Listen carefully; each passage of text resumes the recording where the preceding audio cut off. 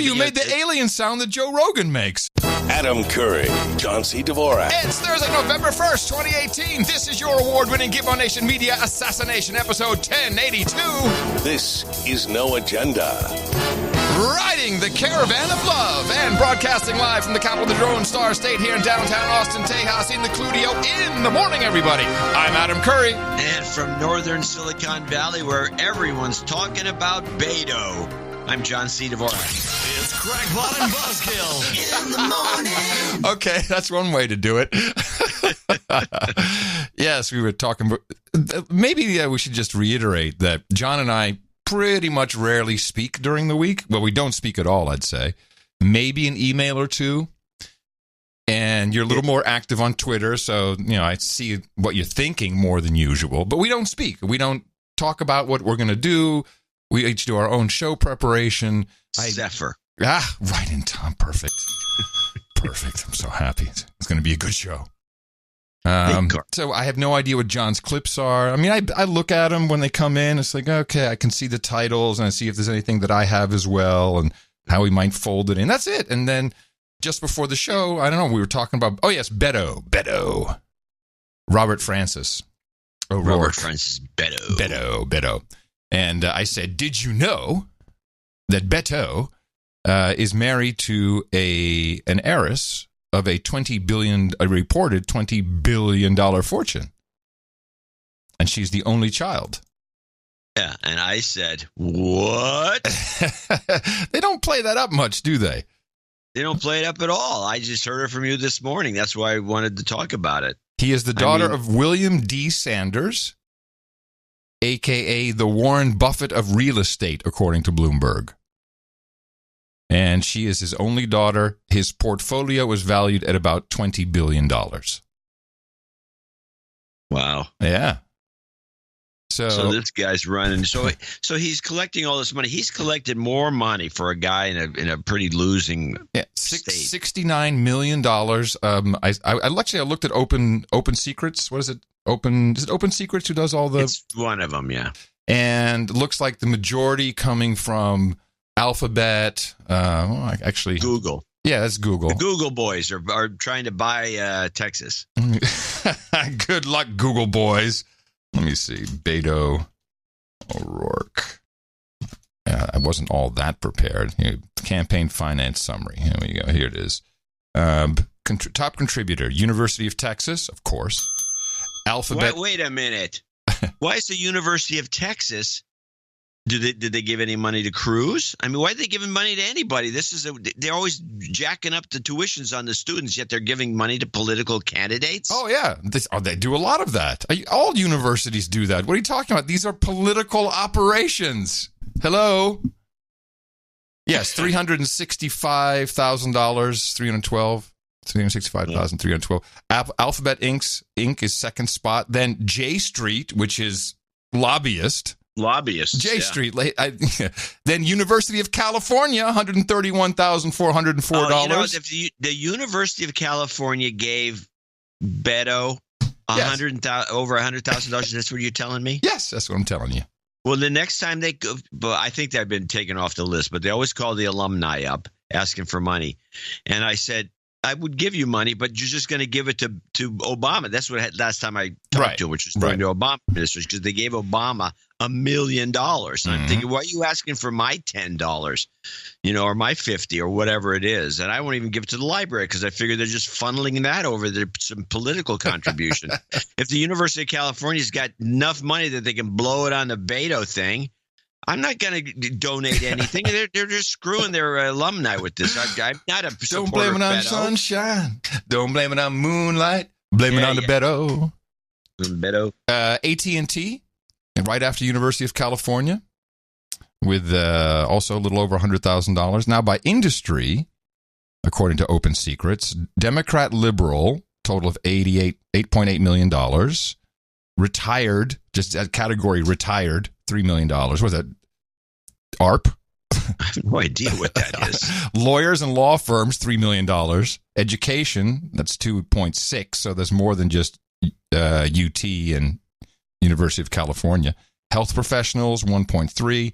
So it seems like a lot of special interests are interested in him, especially J Street. Come on, J Street. Now, I guess I figured they can get Ted Cruz out. But, let me move something. Hold on. What are you moving? I'm moving my little thing that just fell off the shelf. You keep your little thing on the shelf? My computer. Here, Cruz. Now, you were saying that there was a big push on the media to get this guy some attention. There's a number of things I want to mention. I want to talk about that because I have a thought on that, and I also want to talk about the fact that the Democratic National Committee's been telling Beto to give them some of the money, and he won't do it. He's got $69 million. So hey, man. Hey, there's other candidates that need to use it. Yeah. And he's not spending it all, apparently. Well, he has $10 million left when I looked yesterday. Oh, well, he spent quite a bit then. Yeah, he spent quite a bit. Quite a bit. But he's getting a lot of exposure. He was on, he's popping up everywhere on Pod Save America. And Chris Matthews yesterday did a town hall at Houston, University of Houston. And you got all this, but here's what I think is going on with it. I think that you're going to see even more of him before next week, is the media is promoting the heck out of this guy because they've got to get the old rules back on track, meaning the more you spend, the more likely you are to win. Yes. And this guy he spent $59 million, according to you, was holding back 10, and he's going to outspend Cruz. There's no doubt about that. So he should win. Well, or they got to find some way to get him to win. He outraised Cruz for sure. Yeah. By a good $20 million, I think. Yeah, so he should. They got to get him to win because if they can breaks it. Yeah, one guy like this to win, and they're on the easy street because now everyone knows they got to spend more money. Right. Yes, everybody wins, especially the consultants. Wins. The consultants win biggest. Everybody wins. Yeah. I don't think he's going to win. I don't think so either. It's looking like, I don't know. I don't think so. Probably the caravan. He's that presentable. I mean, John, let's be honest. You're talking about Texas. You're talking about, we are our own country here. And, we got no problem with Beto and the signs and everything. I got no problem with the guy. Seems like a nice guy. But, we've been sold this threat of the caravan. It's coming right towards us. This clearly is not a coincidence. So the caravan is the caravan of love. Texas. Yeah, it's heading towards Texas. Exactly. Yeah. And they're horrible people on it. Oh, it's horrible. Well, they've taken, I guess Fox has kind of taken,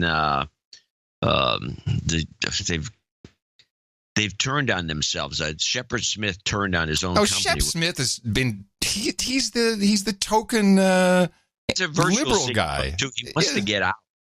So he's doing everything he can to get fired, but they won't fire him. But let's play the Shepard Smith no invasion clip. Tomorrow, the migrants, according to Fox News reporting, are more than 2 months away, if any of them actually come here. But tomorrow is 1 week before the midterm election, which is what all of this is about. There is no invasion. No one's coming to get you. There's nothing at all to worry about. When they did this to us, got us all riled up in April, remember? The result was 14 arrests. We're America. We can handle it. They need to do this kind of stuff. And Shep is the perfect guy for it. They love him there. Come on. We know who runs all these media outlets. Yeah, Democrats. It's the Democrats who run it. So that's fine. That's fine. So because of this and other things, they took a big chunk out of Lou Dobbs's show and shelved it and kept it there. And they took it off all the recordings, even though there was one on YouTube, which I listened to, because it had to do with this caravan. Mm-hmm. And so if you read the right-wing press, oh, my God, they're trying to suppress this information. Hold on. I have the clips.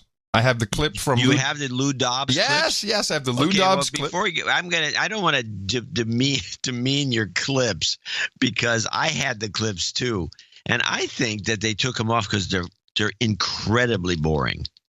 Well, it's just to show. I mean, this is one thing.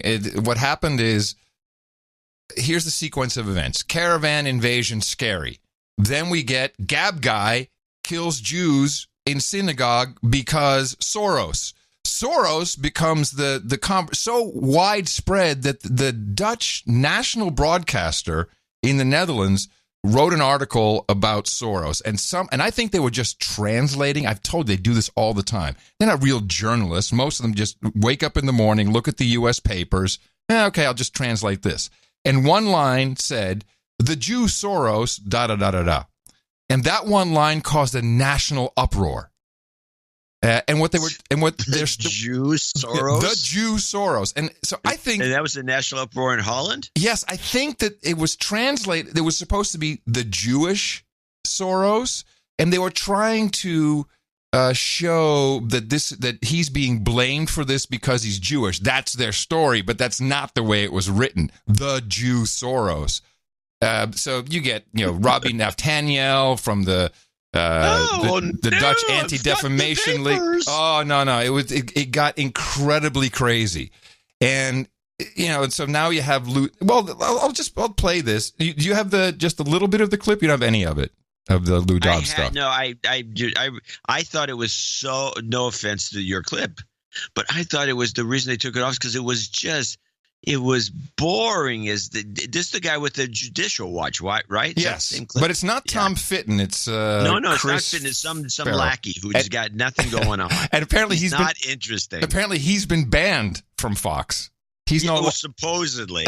Well, for being dull.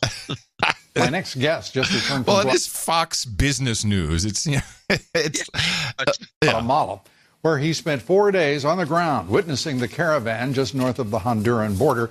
Joining us tonight, Chris Farrell, Director of Investigations for Judicial Watch. Director of Chris, Investigations. Good to have you with us. I know that this caravan was a subject of considerable interest for you, for Judicial Watch, and certainly for the American people. Give us your first, and I'm going to, because we have limited time, ask you to be as succinct as possible. Limited time, sure.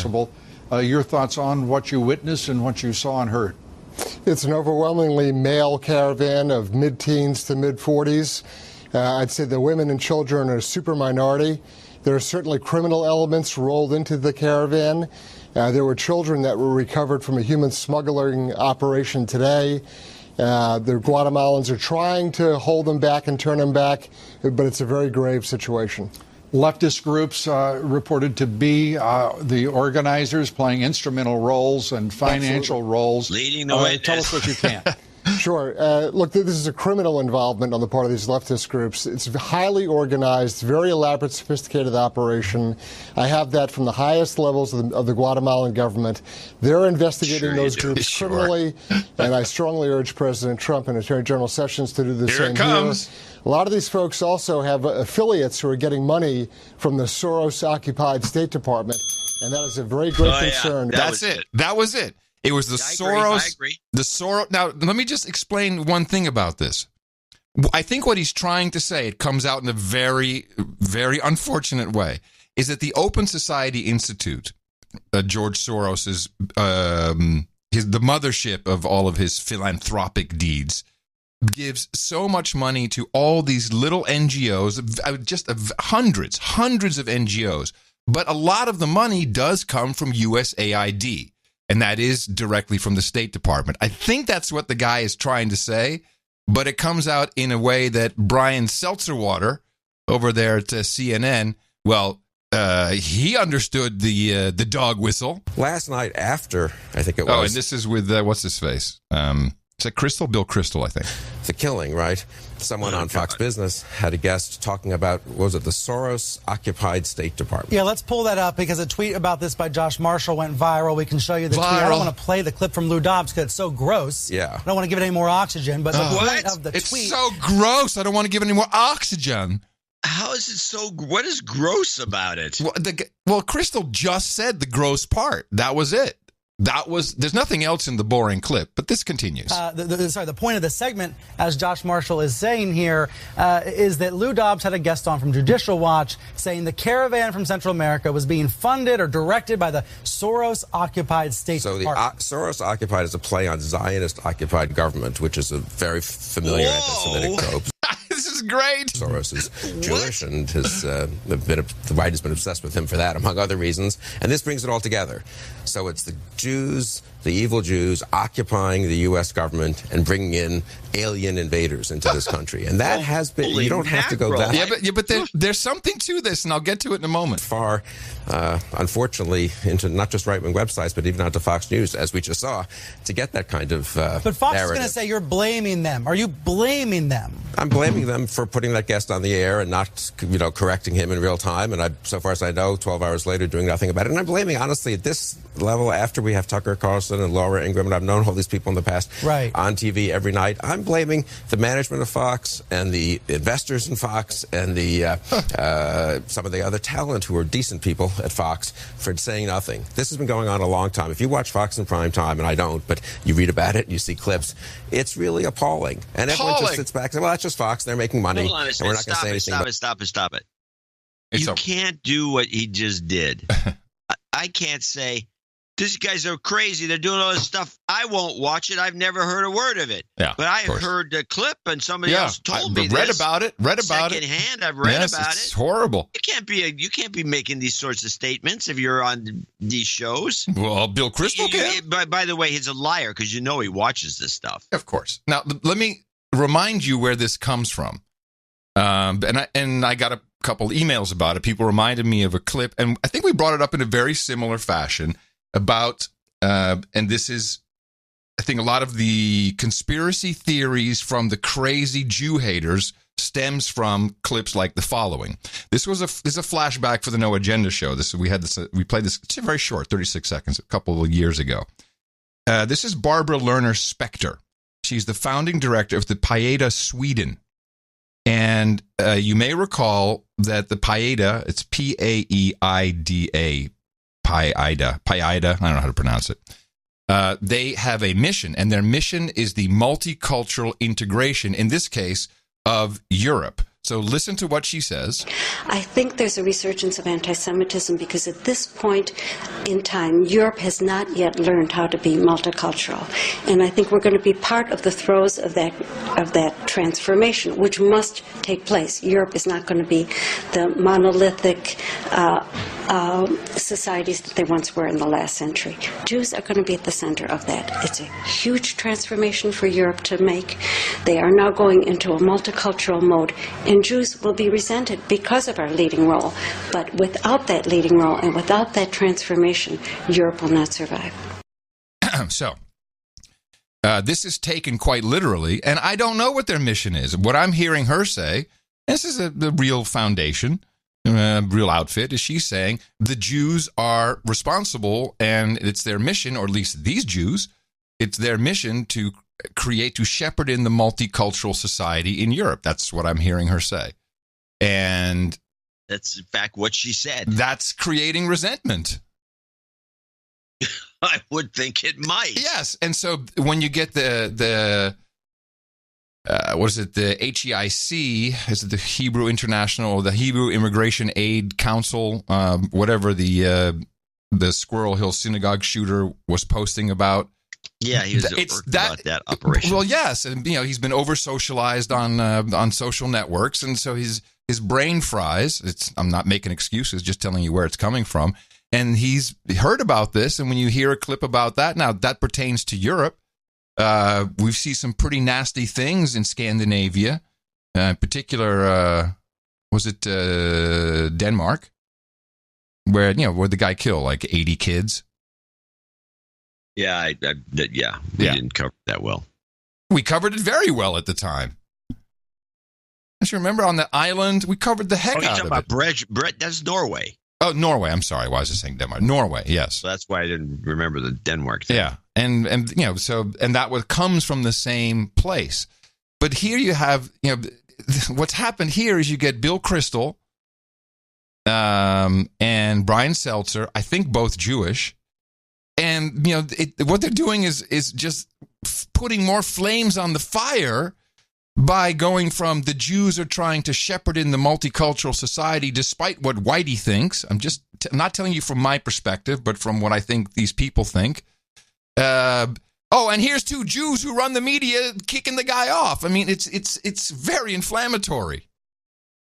Because that's another staple, anti-Jew staple. Well, that's interesting.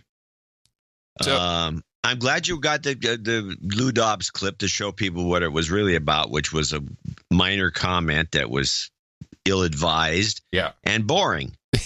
Quite. If you listen to the whole thing, I did. I did. My God, this is why they cut it out. I did. I was like, where? I mean, it's almost like obfuscating the evidence of fake outrage to me. That's what it feels more like than anything else. Yes, the fake outrage, and then this reminds me actually of the 911 call at the Sandy school. Hook. Yeah, at Sandy Hook, which we are you played trying to on get our us? show. Are you trying to get us deplatformed here? What? We're on a roll today. We played the 911 call, and it was like the Lou Dobbs thing. It was boring. It was nothing going on. Yeah. That's why they didn't want to play it. They just made up the fact that it was exciting. Yes. And they're making this up, too, that this is some horrible thing happened on the Lou Dobbs show. And now they've smeared Lou Dobbs in the process. But it has sparked a national, a renewed, again, the events are very interesting to watch. And just the sequence is so coincidental, where you have Texas, lots of money being spent on Beto. We got Lion Ted, Sleepy Ted, whatever it is. We gotta hook him up. We can't have Texas flip. And I've always said it could flip. It wouldn't be that hard if you had the right candidate, and I think right candidate may be it, but right candidate would help. I mean, they have, they will vote for a Democrat if it's a old-fashioned conservative Democrat. Sure. Not Beto. That guy's like a screw loose liberal.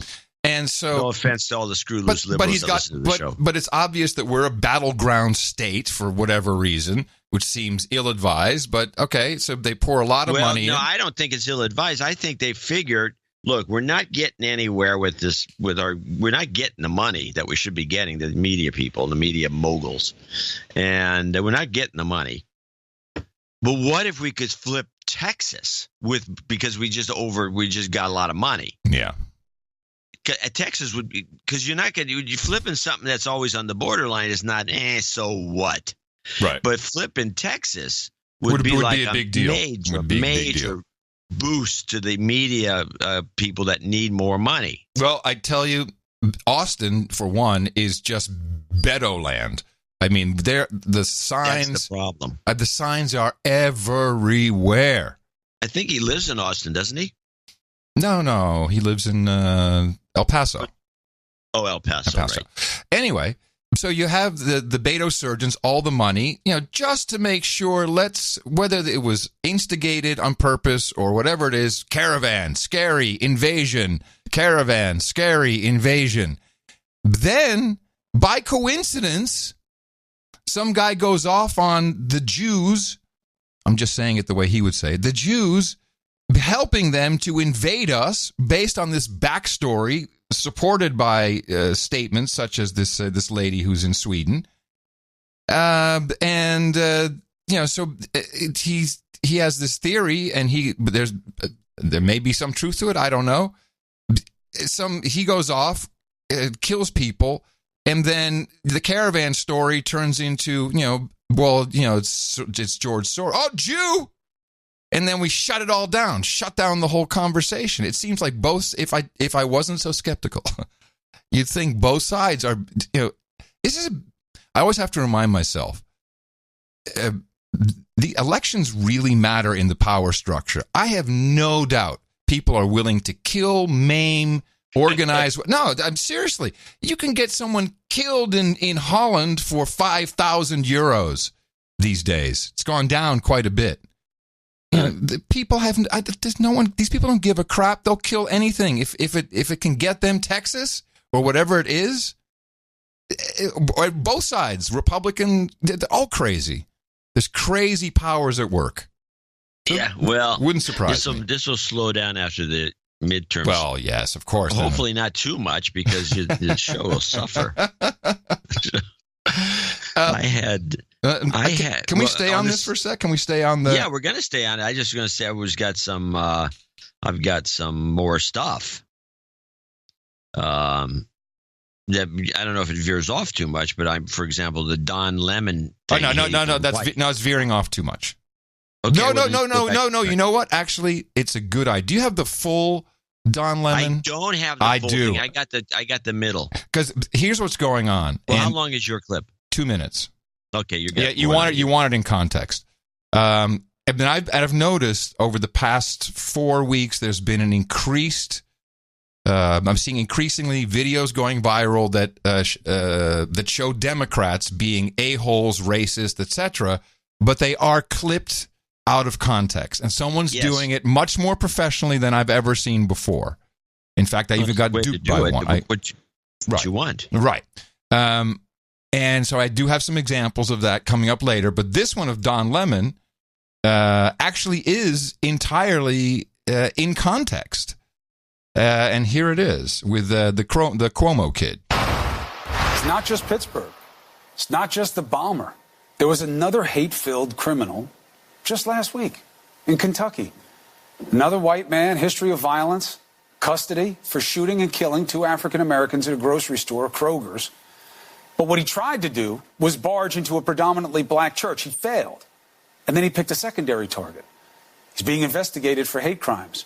Don Lemon is here right now. We barely had time to cover it because we were distracted by another extremist that was doing bad things in the name of hate. Yeah, and then now another one. And you have all of them in a row. And, we messaged about this a little bit this weekend.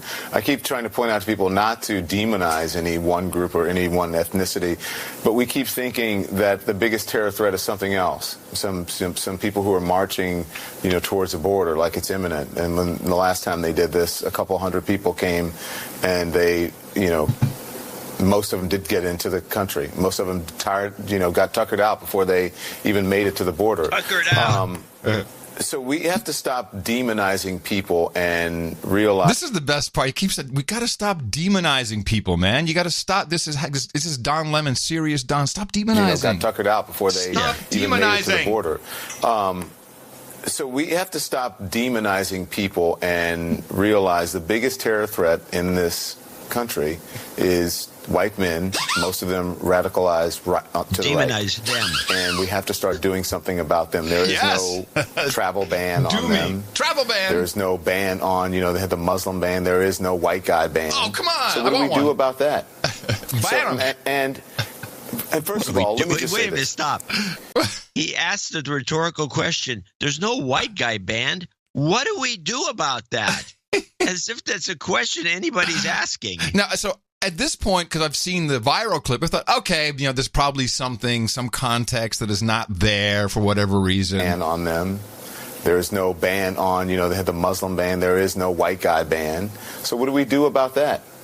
So, and first of all, let me just say this. By the way, stop again. It was never a Muslim ban. It was a ban specific to certain countries. Yes. And white guys lived in those countries, and white guys were also banned. Don Lemon is, I don't know if he's dating or married to a white guy. His boyfriend or husband is a white guy. Oh, but he's a good kind of white guy. See, we have to start getting down. So it's like gay. 20 seconds. There you go. Maurice Stollard is the name, and Vicky Jones, and they have been lost in all of this. 2 people who were killed on Wednesday that you talked about. They have been lost about this, and I know that people feel that this story has not gotten enough coverage, and we will honor them tonight in our program. But go on, Chris. Sorry. Good. No. I'm going to do it in the closing.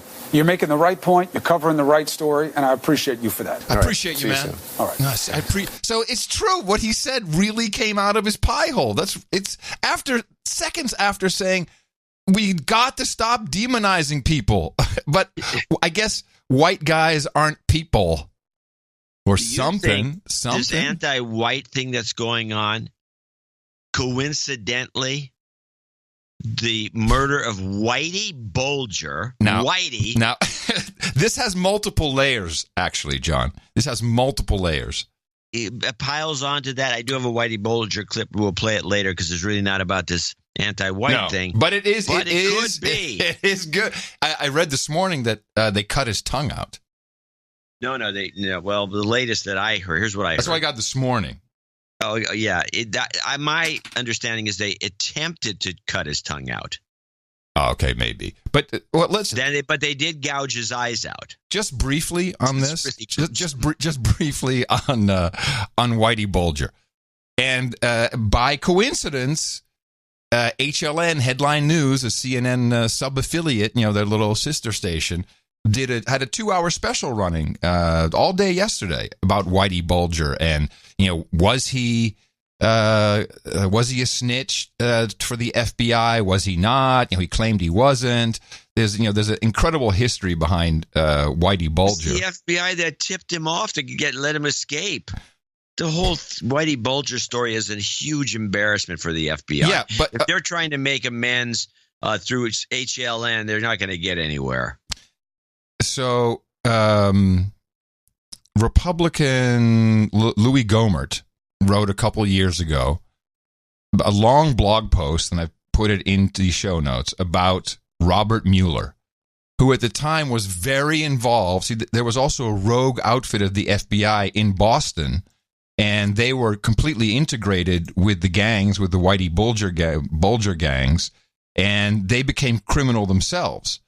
And from what I understand, if you read Louis Gohmert's public blog post, he says that Robert Mueller has a lot of problems regarding Whitey Bulger. And I think because Mueller's about to come out with his report, either before or after the midterm, doesn't really matter. After. That's what we're being told. I believe that two things, again, coincidence. We got Whitey Bulger, very famous, a complete corrupt FBI at the time. Robert Mueller, not the director, but high level in the FBI. And then all of a sudden we have allegations, whether they're bullcrap or not, that he, sexual assault. Mueller is under attack now. Yeah, I have. Someone had to kill. I think they had to kill Bulger to shut him up because there's stories that he was about to blow the lid on the FBI, which could have totally, even just the assumption, could have completely discredited Mueller. Well, they kept.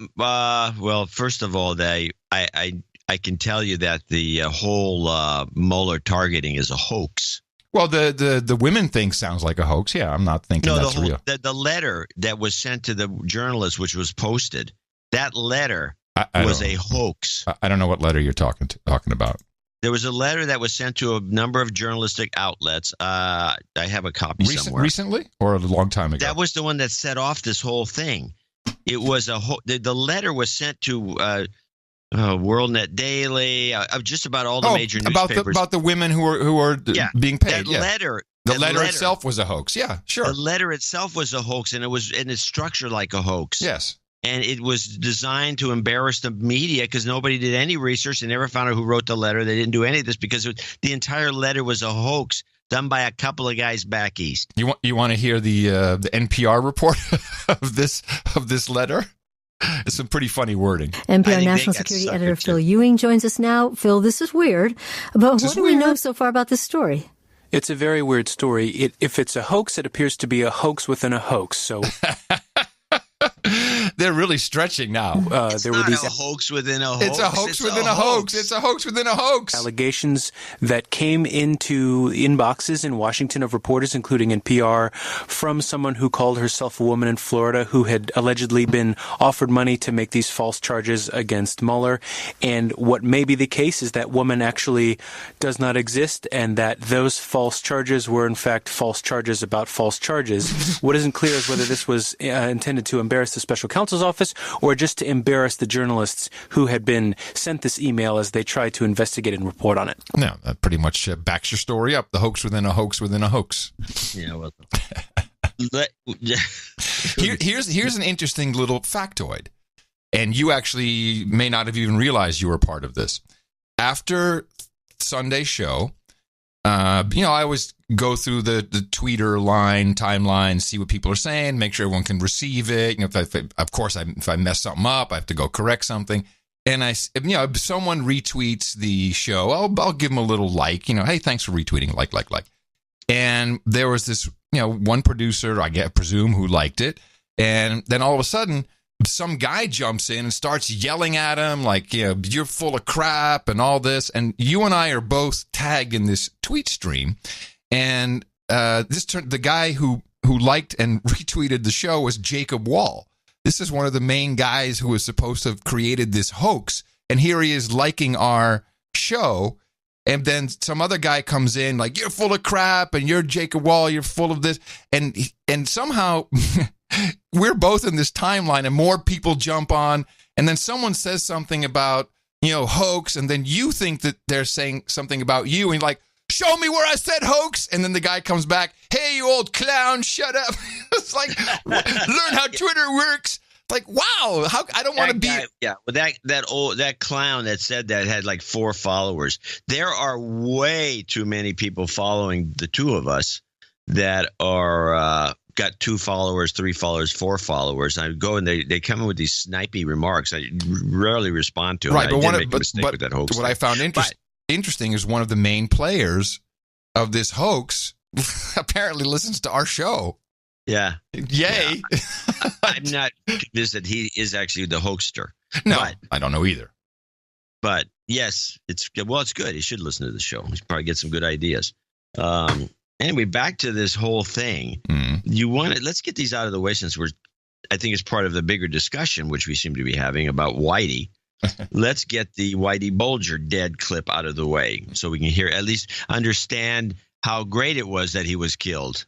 For many victims of James Whitey Bulger's reign of terror, his violent death Tuesday seemed all too fitting. He deserved a slow death, and that's what I hope he got. I'm going to buy myself a bottle of champagne, and I'm going to pop that cork. We are celebrating the death of Whitey Bulger. Radio host and Boston Herald columnist Howie Carr says Bulger's ordered a hit on him after he started writing about the Irish mobster. According to one of his associates, they got some C4 explosives from some of their crooked FBI agents and tried to blow me up with it, putting it in a basketball. According to the Boston Globe, Bulger's eyes were nearly gouged out, and 2 inmates, including a convicted mafia hitman, were seen on surveillance video entering Bulger's cell Tuesday morning.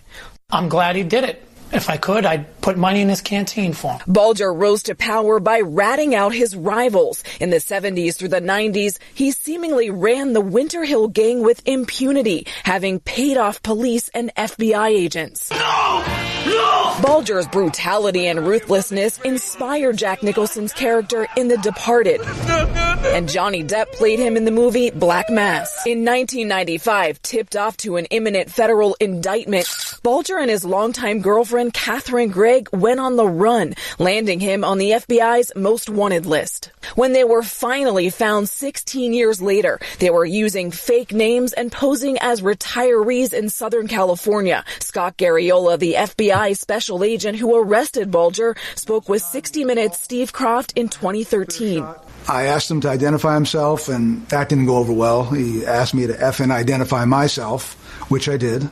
And I asked him, I said, are you Whitey Bulger? He said, yes. You're not supposed to be happy when someone dies, but this guy was a monster, a fiend, and one of the most horrible people I ever hope to meet. I do like the subtle persuasion of kill Whitey. Yes, kill Whitey. and we're glad Whitey's dead. Yeah. And we're glad Whitey's dead. It's subtle. This is all the message. This is the message right here.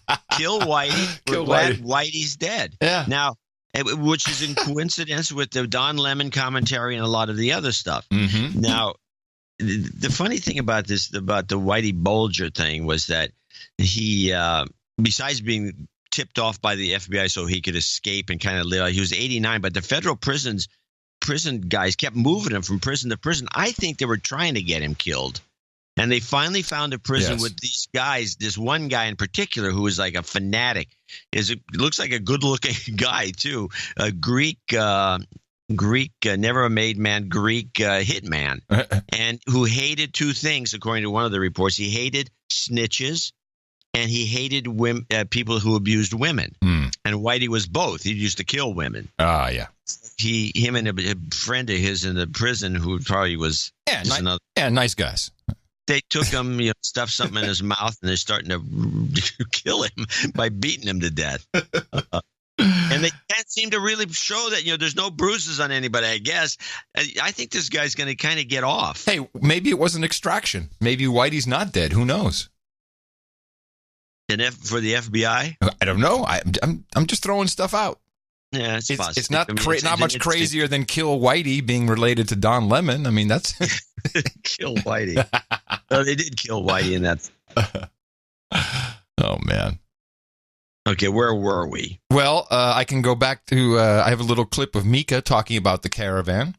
Oh, okay, let's go back to Mika that. Brzezinski from the Morning Joes. Let's pull back and look at the politics of this. I'm a suburban mom, a privileged one for sure. But I think I have a pretty good feel for why a lot of these competitive suburban House districts seem to be trending toward the Democrats.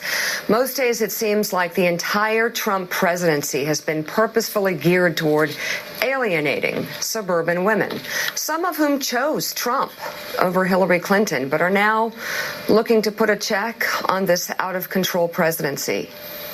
His policies, his scandals, his rhetoric, all things that are deeply disturbing to many Americans. But if you're a woman and a mom and just a regular voter, how can you look at Donald Trump's reaction to those bombs sent to some of his most prominent critics and his graceless behavior in the wake of the Pittsburgh synagogue shooting and not be, to put it bluntly, absolutely disgusted?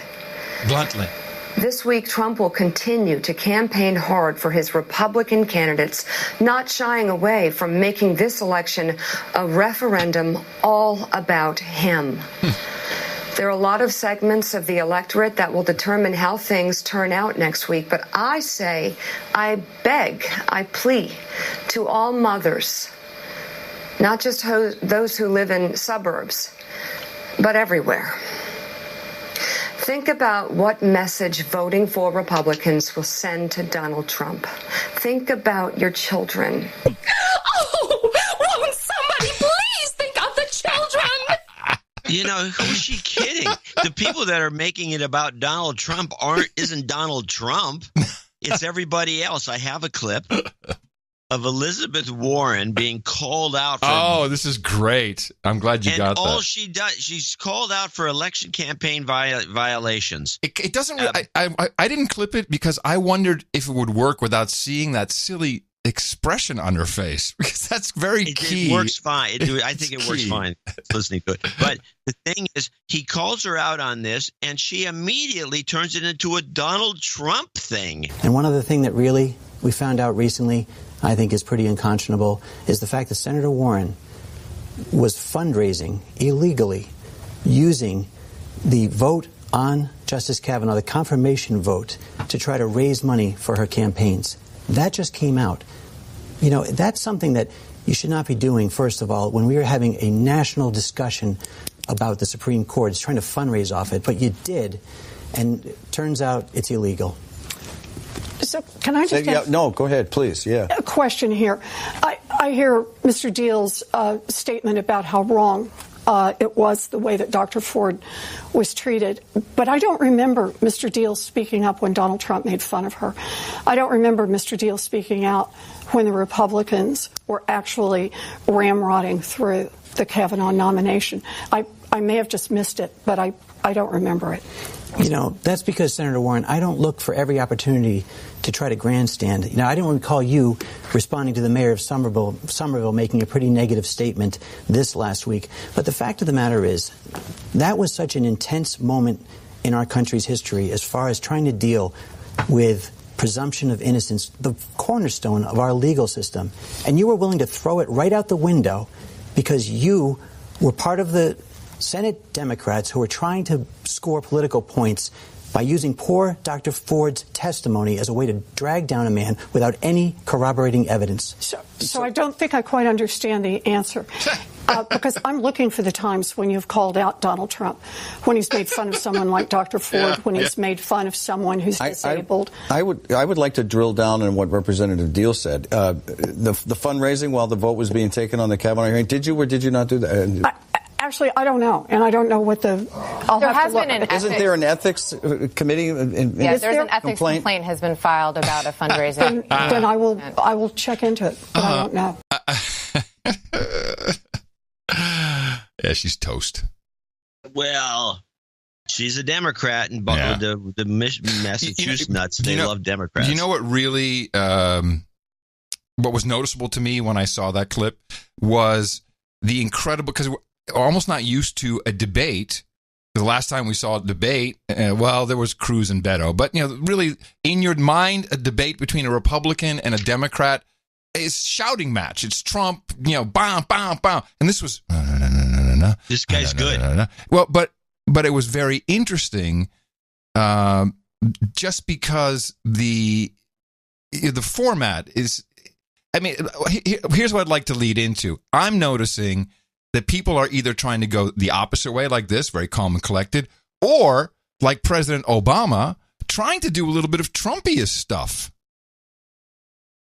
Obama can't do it. Yeah, but he's trying. He's trying to get mad, and he's trying to yell. Do you have the stammering clip about the caravan? Yeah, let me see how long mine is. Let me see. Where did I have it here? Oh yeah. He's in Wisconsin, which is of course very important. It's exactly the same length. Mine's a little longer. We have the same clip. Yeah. But let's this is Obama.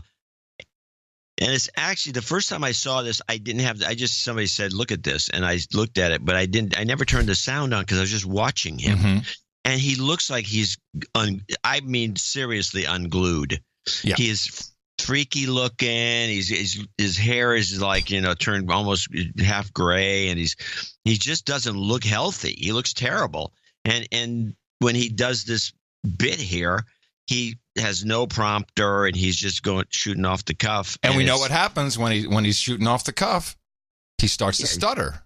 Yeah, he stutters. Yeah. So here he is in Wisconsin, which is is now claimed as that was the state. Only 70,000 votes in Wisconsin, so he's trying to rile everybody. I think there's only 1,000 people maybe in the audience. What didn't seem like a huge crowd. 1,000 people, if anything, is pretty big. And I think he's really trying to do a little bit of Trump energy. That's the thing that is the most important thing in this election. Not health care, not whether or not folks are able to retire, not doing something about higher wages or rebuilding our roads and bridges and putting people back to work. I thought it was funny. He's just spouting off. I think we have. And by the way, where was he during his 8 years and so far as rebuilding roads and bridges? But he was in president for 8 years. Where are these roads and bridges? Don't you remember when he started off shovel ready? He was going to have all these shovel ready jobs. Yeah, shovel ready jobs. Yeah, and then the banks got all the money. Oh, silly us. But yes, suddenly he's also why aren't you getting jobs? Well, it seems like we do have more jobs, but okay. This group of folks. It's just now it's not. Notice how it goes from asylum seekers, people very sad, trying to get away from certain death in their country, which is what we've been told. It's like these people are running for their lives. They just want a better life, and now he's diminishing them. Isn't putting people back to work. Suddenly, it's this group of folks. We don't even know where they are. They're way down there. That's the biggest thing. And as soon as the election's over, everybody will be like, what happened? We were being invaded. Where'd it go? Yeah. And you know what? It would be funny, except they do it every time, and too often it works. Everybody gets all freaked out, and we got to stop falling for this stuff. We're like Charlie Brown with the football. Yes. You can't fall for that okie doke. Don't be hoodwinked. Don't be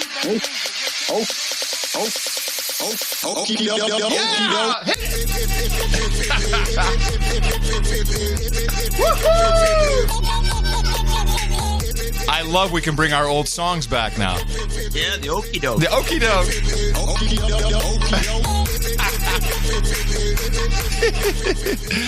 Oh man! Wait, there was something else in there. Oh yes, he says Lucy in the football, and this was interesting to me. Well, he just says Charlie Brown.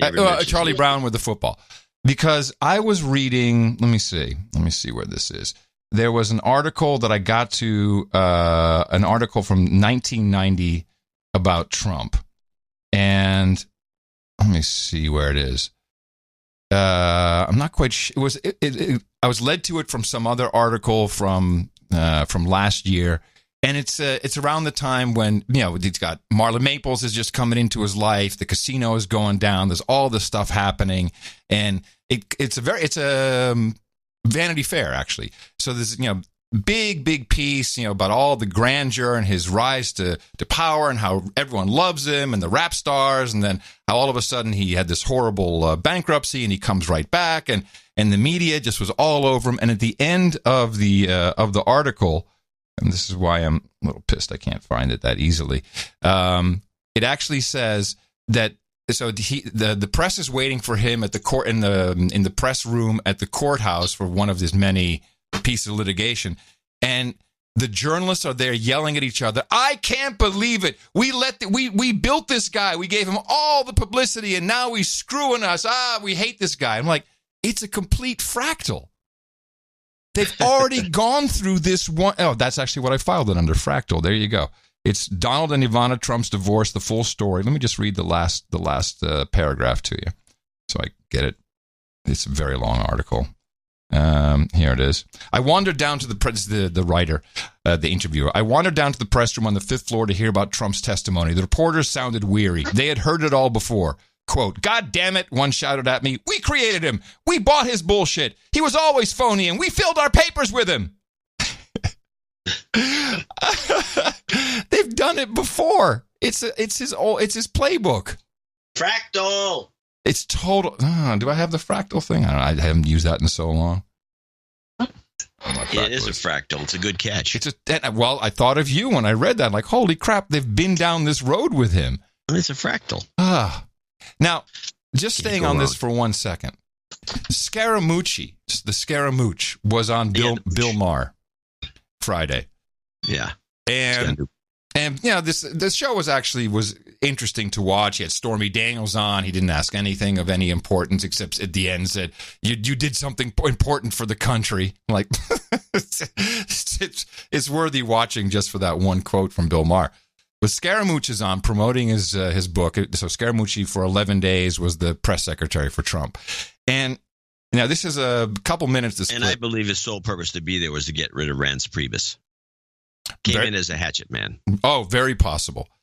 Now, what he is going to do in this clip, I mean, he was really, of course, the odd man out. You got Max Boot, who's on the panel, along with Betsy Woodruff, who's from the Daily Beast. She's frightening. She's just like, just ice cold, just spiking points and grimacing and eye rolling. And then you got Maher, and then and Scaramucci. And Scaramucci is desperate. He was on the panel? He's on the panel. Oh, so that's different. He's outnumbered. So he's really outnumbered.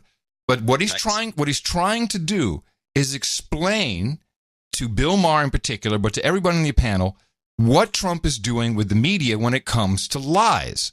And so, and there's this whole lead in which I had left off of Bill Maher reading all the lies, and everyone's getting like, he lies, he just lies, he's such a liar, thousands of lies, so many lies.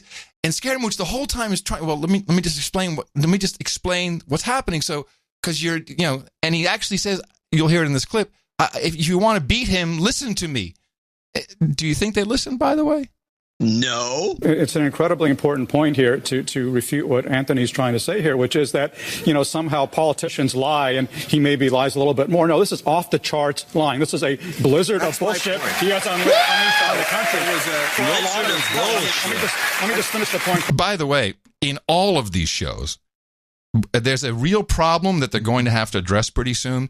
You cannot produce a television show where after everything someone says, which is pretty much all virtue signaling, you get 15 seconds of applause. It's annoying as a viewer. They have to figure something out because it makes the clip twice as long. Quickly here, because a lot of politicians lie a little bit. For Donald Trump, lying is the default mode. According to the Washington Post, he lies an average of 8 times a day. If he tells the truth, it's an accident. Okay. You're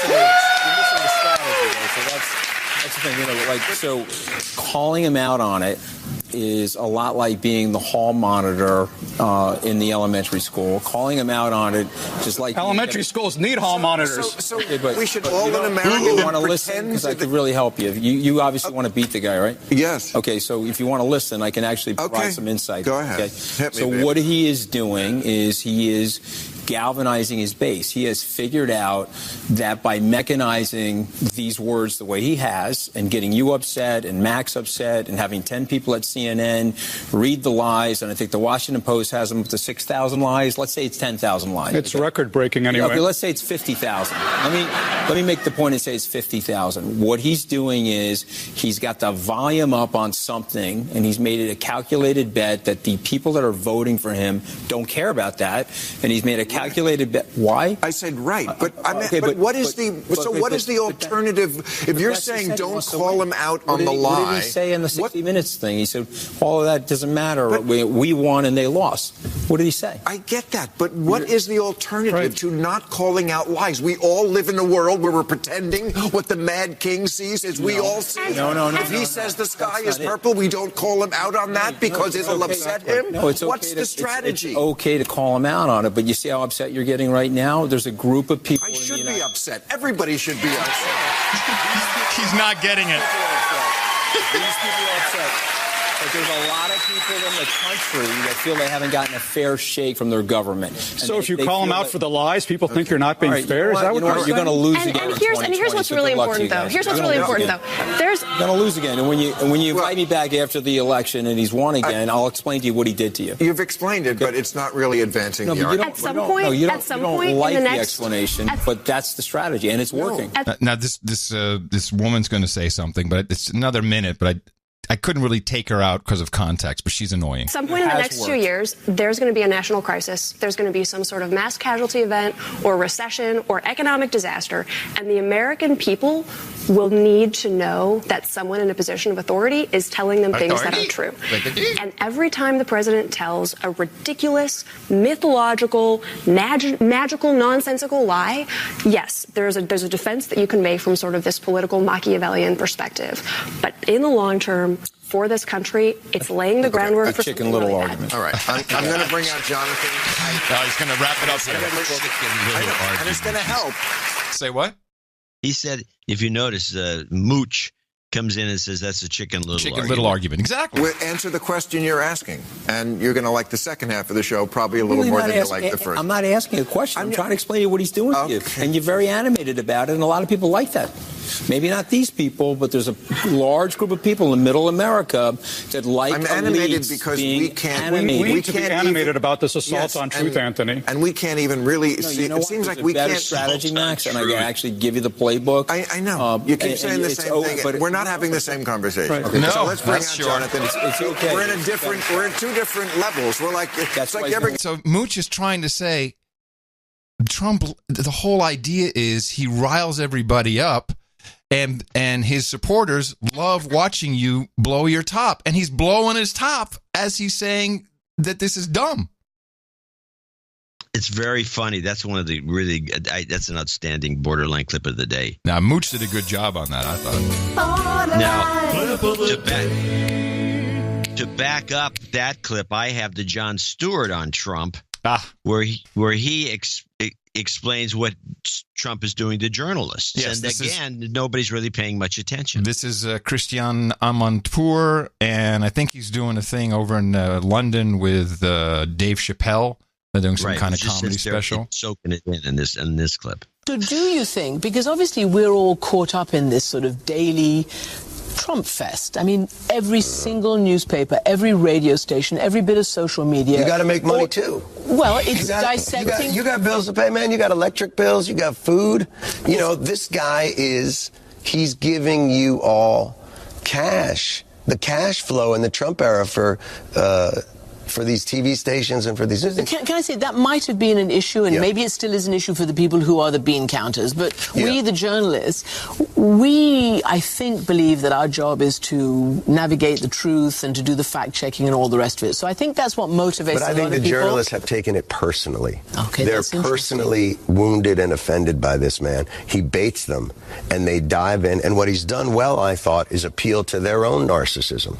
to their own ego. Because what he says is and the journalists stand up and say, we are noble, we are honorable, how dare you, sir? And they take it personally. And now he's changed the conversation to not that his policies are silly or not working or any of those other things. It's all about the fight. He's able to tune out everything else and get people just focused on the fight. He's going to win that fight. Even Bob Woodward said that in his book on the Trump White House that a lot of journalists are too emotional about this. But it's hard for us to be dispassionate when words from the White House are aggressive against us and raise the specter of violence against us. Think of the communities. No, we're used to it, believe me. But think of the communities We've been out there color. in the field. Think of Muslims. Think of the black community. You know what he's doing? What's happening right here is Jon Stewart is explaining identity politics as it pertains to journalists. He's saying, and he does. I don't think he realizes it, but the identity politics, primarily the Democrat Party, is speaking to LGBTQ community, speaking to the people of color community, speaking to the Latino community, speaking to all these different communities, and now he's literally putting the journalists into a politically identified group as a hardcore victim Democrat. This would be natural to him. Aggressive against us and raise the specter of violence against us. Think of the communities. No, we're used to it, believe me. But think of the communities We've been out there color. in the field. Think of Muslims. Think of the black community. People, when journalists rise to this outrage of how dare you say this about us, think of the lives that they've been leading under this and what they've been put under. Yeah, I think it's identity politics. Now, he says a number of things in this that I find to be quite interesting. But I'm reminded of the early Trump campaign before he actually was running, but he was starting to run, or maybe it's right after he came down the escalator. Wait, is that when he said all Mexicans are rapists?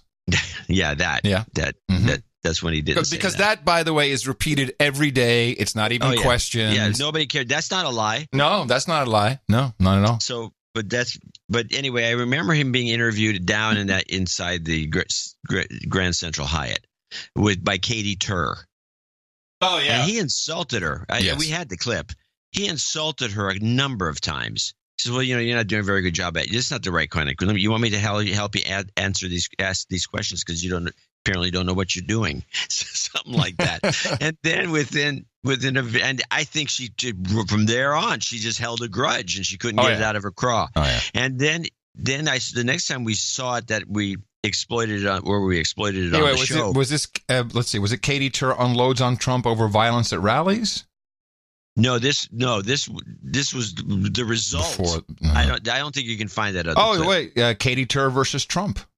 Maybe. Let's play it. It says part 3, so let's see what this is. Months of flying under the radar and refusing to comment on Trump, Rubio is now attacking, perhaps smelling blood in the water. That's not it. No. Okay. All right. Now, anyway, the next one that happened that we put on the show was Major Garrett, who also had this huge hard-on for Trump after this.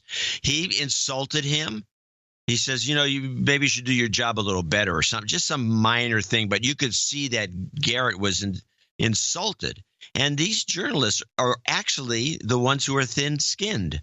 And I think Stewart nailed it. Yes. I think he nailed it. These guys are all chomping at the bit to get back at Trump and instead of doing their job. And that's what our show is about, doing their job for them. And you're right. Stewart nails it. He says the way these people must feel, and of course they feel that way because of what the victimization that's being pumped into them, mainly from Democrat politicians. That's hurtful. And so that's what it's like with you guys. And you're not realizing that. Even though he said the fake news is enemy of the people, it is now boiled down to, do you have a press card? You might as well have a target on your head. And by the way, it was the media itself that, they're worried about Trump's lies, but they're the ones, it's the media that turned it from fake news as the enemy of the people, which is what he said. In true fake news fashion. and the media in general didn't like that so much. They wanted to be the enemy of the people because they're the ones who changed it. They wanted to be the victim. They wanted to be the victim. There's not one journalist that doesn't know that's a lie. He never said that. So they want to be the victim, and now they're reaping they're the victim, and the victim is always put upon. Sorry. Yes, fake news. Fake news. But they so Stuart, I think we always sense this kind of thing. But I'm glad Stuart said this because I don't think we fully realize the horror that these people have put themselves up for. Themselves. To listen to Scaramucci lecture them and them get worked up right in front of your very eyes. It's an eye opener. It's beautiful. Now we have this guy that I don't remember his name, but he came on Jake Tapper's show, I believe, and Tapper just yes to everything he said. This is a clip that's been going around. Another example of a guy who's completely off the deep end, trying to hold it together. He's an analyst, I believe. I don't have his name here. And he starts going on, and in this very long clip, it's 2:18. You can kill it if you think it's boring. But he gives all the talking points that the Democrats are starting to use. And one of them, which is in here, and I've heard it, it was just done by one of the commentators on CNN. It's done by, which people have clipped for me. There's a bunch of people saying it. Trump is worse than ISIS. Yes, we know that. It's on the rotation. He's using ISIS tactics to radicalize the public in general. You know, the right-wing machine is somehow radicalizing everybody into ISIS. Mm-hmm. And to even use that as a comparison, you have to be so hard up. And again, you're talking about Trump. Talk about issues. Talk about the roads. Do something else. But no, they're going to go. This is the direction the Democrats are going. What we are seeing, just as we saw young, displaced, evil or sick or just plain losers be radicalized by ISIS. Is evil actually the term evil on the rotation list? I have a feeling. I don't believe. I don't think so. Because I've heard this a couple times. Evil. Yeah, but evil. Yeah, but well, I don't think it was just. I'll look at it. We are seeing the same thing in the United States right now. These two losers, these two sick people, these two evil people, three evil people being radicalized by this right-wing propaganda industry. Who was the third person? Oh, Kentucky. Oh. And that's exactly what it is. This whole caravan in the last week of the election is a giant lie. This is Trump's Reichstag fire. Yeah. It is a lie. Nice. And that the United States military, the most powerful armed force in the world, would be deployed at a brigade size unit level to the southern border. You know, I just want to make one, having grown up in the Netherlands, I'm very sensitive to the Nazi stuff because I grew up, oversensitized to that because kids I played with, the grandmothers were home, they had numbers tattooed on their arms. So, this was not brought up, certainly not in this context, but there was kind of a general agreement. We're not going to blame the Jews for anything, but we're not going to blame the Germans or anyone else for the Nazi stuff. And you can't have it's in Europe, at least at the time, you couldn't do that. It was look, we fought that war, it's done, everyone step back from it. By the way, in that article, that's how I got to that article about Trump and the press. It was an article that he has a book, and this goes back to 1990, that he has a book of Hitler's speeches next to his bed. So they've been doing this. They've been doing this thing a lot. Sure, he does. And of course that later morphed into he has Mein Kampf next to his bed. But anyway, I digress. But this is really unconscionable. I think it's just as bad as calling Jews out as being responsible for anything. It's horrible, but yet it's passable. To stop this caravan, which is 1,000 miles away and made up of women and children, the insinuations that it's filled with terrorists and Middle Easterners, 40% of the country has opted into an alternate reality. We have to wake up in this country and understand the danger that this presents to all of us. We can't put our heads in the sand. Kellyanne Conway despicably today goes on national television and she said, well, this shooter's motives were because there's an anti-religious sentiment. No, ma'am. The propaganda industry that she commands with the vile president that she serves, abetted by Mark Levin and Rush Limbaugh and Breitbart and Newsbusters and Judicial Watch and all the rest of them. Man, couldn't we get on that list? They mentioned almost everybody. Have blood on their hands for the incitements that they have made that have triggered and radicalized these crazy people. It is deliberate in intent. He scapegoats minority populations. He alleges conspiracies. He creates a sense of shared and virtuous victimhood, positions himself as the avenger, and there is no cost too high so long as it benefits his narcissism, so long as it benefits him politically. Good job. Well signaled. Well, I certainly have something to say about that. Specifically what the cause of these people doing these things is. I have some thoughts, but I'd like to first thank you for your courage and say in the morning to you, John C. Dvorak, where the C stands for Caravan of Love. In the morning to you, Mr. Adam Curry. In the morning, all the ships at sea, boots on the ground, feet in the air, subs in the water, and all the dames and nights out in the morning to the troll room, who always see the bat signal appear, and they even tweet to the troll room, and we appreciate y'all showing up here. That is at noagendastream.com. We love having you guys keeping us company. It makes the show that much more exciting. If you do any type of podcast, I would recommend that you try and stream it live while you're recording. The feedback loop is incredibly important. It also makes you feel that you're live, that you're doing something. You get some feedback, and it's I like it very much, and so it's appreciated. Also, I want to say in the morning to Mark G, 2 in a row. We could not live without using this piece of artwork that he created for us for episode 1081. Didn't Darren do the one before? No, Mark G. Okay. I think. Yeah. Darren did 1080. That's right. Yeah. So 1081 Blexit. And the cover art was a Warhol-esque depiction of Trump, and got a lot of discussion about this. Yeah, a lot of people liked it. And we liked it too. It's fantastic. And we really appreciated Mark G. Thank you for your courage. He does some Jobs Karma. I think he wanted Jobs Karma. I'll make sure he gets that. And thanks to all of our artists who diligently are uploading art. It's tough sometimes to choose, but you can see all of the artwork at noagendaartgenerator.com. And it's a part of our value network, our value for value system, which I'll just reiterate quickly. We long ago decided, and along the way, our conviction was confirmed that there's really no way to monetize the network. The best way to, I think it from your perspective, John, came from the book publishing model, where people buy the content, and then it's supported by the audience. Now, we have a little different audience. Our audience is producers. They're actively involved with the program, sending us their expertise, their creative work, and also financial. And it's all based on what is the show worth to you. If you're getting something out of it, put something into it. Turns out when you put something into it, you usually get something out of it.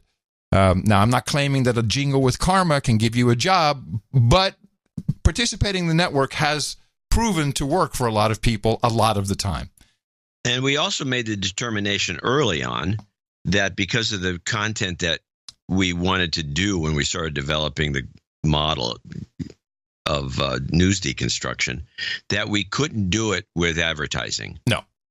And we've seen the example, and we harp on the examples that we see out there that where people were thrown off a network, or the advertisers pulled out and the show folded, or they got pressured. Well, I ran a whole network funded by venture capital money, and I proved that it cannot be done. Right. That's where the brand safe moniker comes from, by the way. It was a mantra there. Brand safe advertising. That means you can't really produce what you want to. Yeah. No cussing is what it really amounts to. I got so many notes for a different topic we'll talk about, and one of them was from Naive London Girl.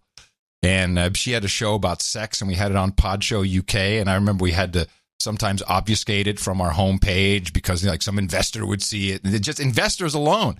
And then, we're going on a pitch. We're going to pitch some advertising. Oh, take Naive London Girl off the front. Put her somewhere else so they don't see her, because she had a big boob and stuff in her album art.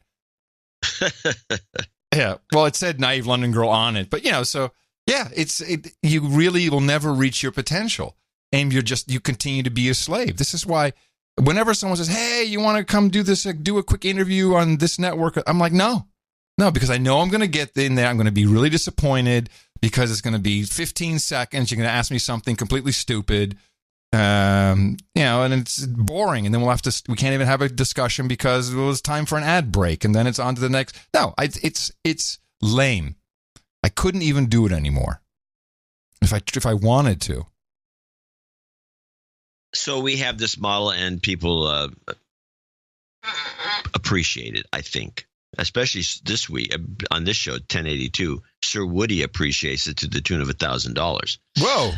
I'm afraid I've been overboard again, he writes, and not caught recent shows, but want to let you know that you're still appreciated. I recently asked to give a keynote at a conference, and your show notes were invaluable. Ah, good. Another valuable thing. That, by the way, the show notes are if you're a student. Yeah. Fantastic. Go to nashownotes.com, or if you want to search them, bingit.io. Were invaluable in helping me gather supporting links. It was unpaid, but something I enjoyed a lot and found it rewarding. So in keeping with the value for value model, I figure $1 for each of the 1,000 or so people that were there is a worthy contribution for your support. Hopefully, this is just noise in a tsunami of donations, as you certainly deserve that for the work you do. Well, Sir Woody, you are the crest of the tsunami, my friend. Yes. Thank you so much. That's very, very... I'm going to hit him with a karma, if you don't mind, because... let me see. Where's my karma bucket? Oh, there it is. You've got karma. Baron Matt in Melbourne, Australia, $333. Greetings from Baron Matt in Melbourne. Happy 11th anniversary. Intentionally late to buffer the donation doldrums after a big drive. Spending a couple of days in Dimension B recently. No agenda thinking helped me to understand, cope, and even have some fun. Well, I usually find the donation karma finds its way to me regardless. I want to make sure that this one focuses on someone else. Can you send the karma from this donation in the F cancer variety to my brother-in-law, Renzo, who could really do with it? Thank you for your courage, Baron Matt in Melbourne. Yes, of course we can.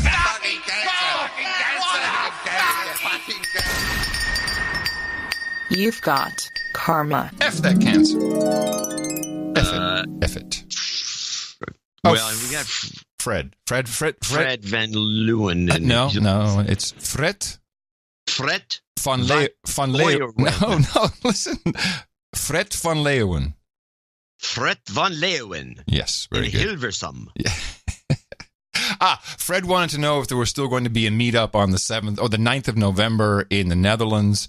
It may not happen. I was hoping to come over, but I think before the end of the year, we will be able to do this, I think, but we'll send out a bat signal when it's time. We need to put together a mailing list for the Hollanders. Yes. And thank you very much, Fred. Appreciate it. Yeah, he sent it 267.89. Thank you. Sir Achilles, 262 in Noblesville, Indiana. Sir Achilles, sir, last year I hung up the soccer cleats after rupturing both of my Achilles. Wow. Damn. In a 3-year period. I decided to replace soccer with running. Here's 262 in honor of me running in my first marathon, 26.2 miles on Saturday, November 3rd. I did the math and have logged over 400 miles in training over the last 4 months. Darn near all of those miles were spent listening to No Agenda. If I could make a donation to you guys straight from my health savings account, I would. Because you guys and the chiropractor, there's no way I could have made it this far without you guys and the chiropractor. No. My son recently joined the Cub Scouts, and I have to say I'm extremely impressed with the entire program. If a listener out there is an elementary-age child, I encourage you to sign them up. It is fun getting to see kids do something besides playing Fortnite and watching YouTubers play Fortnite. How sick are we? I want to give a shout out to my brother Eric, since he is the only person in 11 years I have been able to hit in the mouth, but it took the 2016 election to get him hooked. I also want to give a shout out to my wife, who is woke, but sadly doesn't listen and often asks me with maximum disdain. Oh, what do John and Adam think about that? No, you're not doing it right. No. Okay. Yeah, what do John and Adam think about it? Maybe. She's in. You got the vocal fry in there. You got to get some fry. Hey, she's tolerating, so there's hope. There's hope. Let me try it again. But you know what it is. She's still trying to connect with her man. With something that she might as well saying, so who was the quarterback? You know, I mean, if she doesn't care about. Yeah, all right. What do John and Adam think about that? That's more of a boring person. Yeah, Never she's mind. an amazing spouse that without her, the marathon wouldn't be possible. So we're just joking around, of course. Yeah, she's great. We're just joking around. If possible, can I get a Stay Woke Karma for the run and the Night Me Baby song? By the way, she doesn't listen to the show, so she's not going to hear that. Night Me Baby song, Night Me Baby, with a talented producer wrote based on my nighting email last year. Thanks for 11 great years. I'm so glad. I thought John was funny on Cranky Geeks and looked for more of his stuff back in 2007.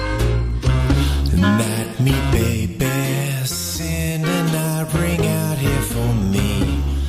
33. I've been an awful good slave. Night me, baby. Night me on our podcast tonight.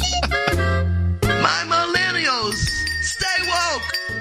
You've got karma. Nailed it. That was Sir Achilles in Noblesville, Indiana, 262. Sir Finch in Corvallis, Oregon, 23456. And he sent a note. He wrote it in longhand. Very, very. He needs to take some not penmanship, but I would say calligraphy. I was going to give you 1111 for your 11th, but since PayPal glitched 3 times while trying to complete the donation, I figured I'd up the amount to a producer level. Always happy 11th anniversary. Love you guys. Thanks for the laughs and the sanity. Title change, which we do have. Yes, we have that. Changes his complex name to a more simple name. Cheers to 11 more. We'll keep this short and sweet since my hand is cramping. Oh, brother. But he did it. Yeah, he did. No jingles, no karma. All right. Good. Thank you very much for your courage. Andrew Cantrell in Womberall, New South Wales, Australia, 22731. Great email. Well, did you get anything? Go ahead, Johnny. You can find it. Do you have it yet? No, I just opened it. You got 20 seconds. He's doing it, ladies and gentlemen. It's the new, old is new again. You want mail, you got squirrel mail. Do you have it? I have 2 notes from Andy Cantrell. One from May 22nd, 2018, and one from May 27th, 2018, and there's nothing after that. Oh, damn. Well, I was too busy playing the music. I should look. Who are we looking for? It's yours. Check it out. And you don't have squirrel mail, so you can't play the music. No, I wish. I'm just not woke. I'm not woke enough. Let me see. Well, Andrew sent us another note, and we'll read it when it comes through. No, I'm sorry. I see that he shows up in a lot of donation notes for sure, but not a new one. Onward to Montana May in Blacklick, Ohio. Second on my list to Gnawbone as a great city's name. She wrote a note in, which my reading glasses, I put them aside for the squirrel mail thing. John and Adam. And by the way, her donation was 22222, which is 11111 times 2. I'm a first-time donor, so I believe a de-douching is in order. Yes. You've been de-douched. I'm requesting some research karma from my smoking hot boyfriend. He is a longtime listener who donates via an anonymous monthly subscription. He turned me onto the show 6 months ago when we first started dating. Needless to say, I've been hooked since. Like most other note writers, you provide me with some awesome sanity-keeping news analysis, which prevents me from burying my head in the sand to stay sane. It works. Anyway, he is a hardworking PhD chemistry candidate who is on his way to a national lab to finish his 5.5-year venture. Maybe some karma from the good folks at the No Agenda will help everything fall into place. Also, congrats, Adam, on the engagement. Thank you. I thought the proposal was on point. Thank you. It is. If it's not pushing my requesting luck, please play the Foamer clip. Oh. Nothing so simple has given me as many laughs as Foamer Boy losing it. Thank you, and keep up the amazing work. Best, Montana Maid. Oh, my God! Woo! Listen to that horn! You've got karma. Did you see Dame Tanya tweeted? She was getting on the train with the observation deck. Yeah. You've created a whole new foamer out of her. Good. Dame Foamer Tanya. Yeah, and she tweeted, "Oh my God, listen to that horn." It's taken on a life of its own. People are starting to appreciate the great railways of the past and the current. Yes. New York's got lots of trains you can take every which way. Yes. Commuters mostly, but they're still trains. That was Montana. John Klen, I think Klenny or Klen, Klene in Cincinnati, Ohio, $200. No jingles, no karma. And that wraps up our executive and associate executive producer segment for show 1082. Yes, and thank you all so much. These credits, as always, are real. So if you're an executive producer or an associate executive producer, you can put that anywhere credits are recognized, and you are the executive producer of episode 1082 of the No Agenda Show, best podcast in the universe. If anyone questions you, let us know. We'll gladly vouch for you. And look forward to thanking more people, $50 and above, in our second segment. Another show on the way on Sunday. Please remember us at Dvorak.org/NA. Yeah, we're helping you keep your sanity, so why don't you go out there and propagate the formula? Our formula is this. We go out, we hit people in the mouth.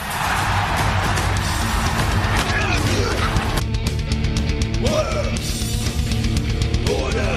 Shut up, slave. Shut up, slave.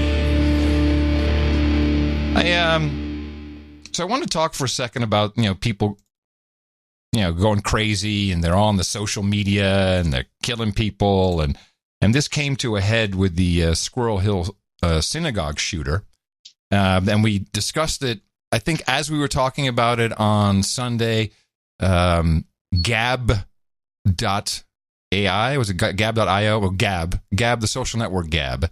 Yeah, Gab was, as they call it, no-platformed, which includes taking them, it's basically, it's the cabal of technology, where you have you have all your little bits and bobs, and you have your DNS, and, if your DNS provider, because it's so outrageous that they would provide DNS lookup for you because, I don't know, you're associated with Jew haters and whatever else the media throws on you, and killers and crazy people and just nut jobs. So they'll say, oh, we're not going to provide that for you, and then we're your hosting provider, and then PayPal, and so these guys basically got wiped out. And I would say no matter what you do, if you have anything centralized, and certainly if their model is not advertising, but if your model is advertising, there's a lot of problems. But first, I want to just hear NPR talking about Gab after the synagogue attack. Gab is a site that proudly promotes free speech. It boasts that it lets anyone say anything, but it's been controversial. And I do want to point out that in this interview they did with the founder of Gab, he posted the whole, it's very typical. They called, this woman actually called him. He recorded the whole conversation. It was about 15 minutes. And most of what he was saying is, we adhere strictly to the First Amendment. So if you incite hate, where, if someone reports it, we take you down. But we're not policing everything. And, only if it comes to, a reportable event, then we'll take that down. And we've worked tirelessly with law enforcement. We have a whole record of this guy. We gave everything. None of that is in the interview Of course. Critics have called it a home for anti-Semites and white nationalists. Robert Bowers was I like that unattributed critics. That's pretty nasty when I think about it. Critics have called it a home for white nationalists. Well, could you tell me one critic maybe who calls it that? Or do you have someone there? Semites and white nationalists. Robert Bowers was a user. Before allegedly going on a killing spree, he posted about the Hebrew Immigrant Aid Society, a group that supports refugees. He said the group, quote, likes to bring invaders that kill our people. I can't sit by and watch my people get slaughtered. Screw your optics. I'm going in. Andrew Torba is the CEO of Gab. In an interview with NPR, he defended the platform. I don't know. Do you see a direct threat in there? Because I don't. What would you expect us to do with a post like that? You want us to just censor anybody that says the phrase, I'm going in? Is that what you're proposing here? Well, I think that's absurd.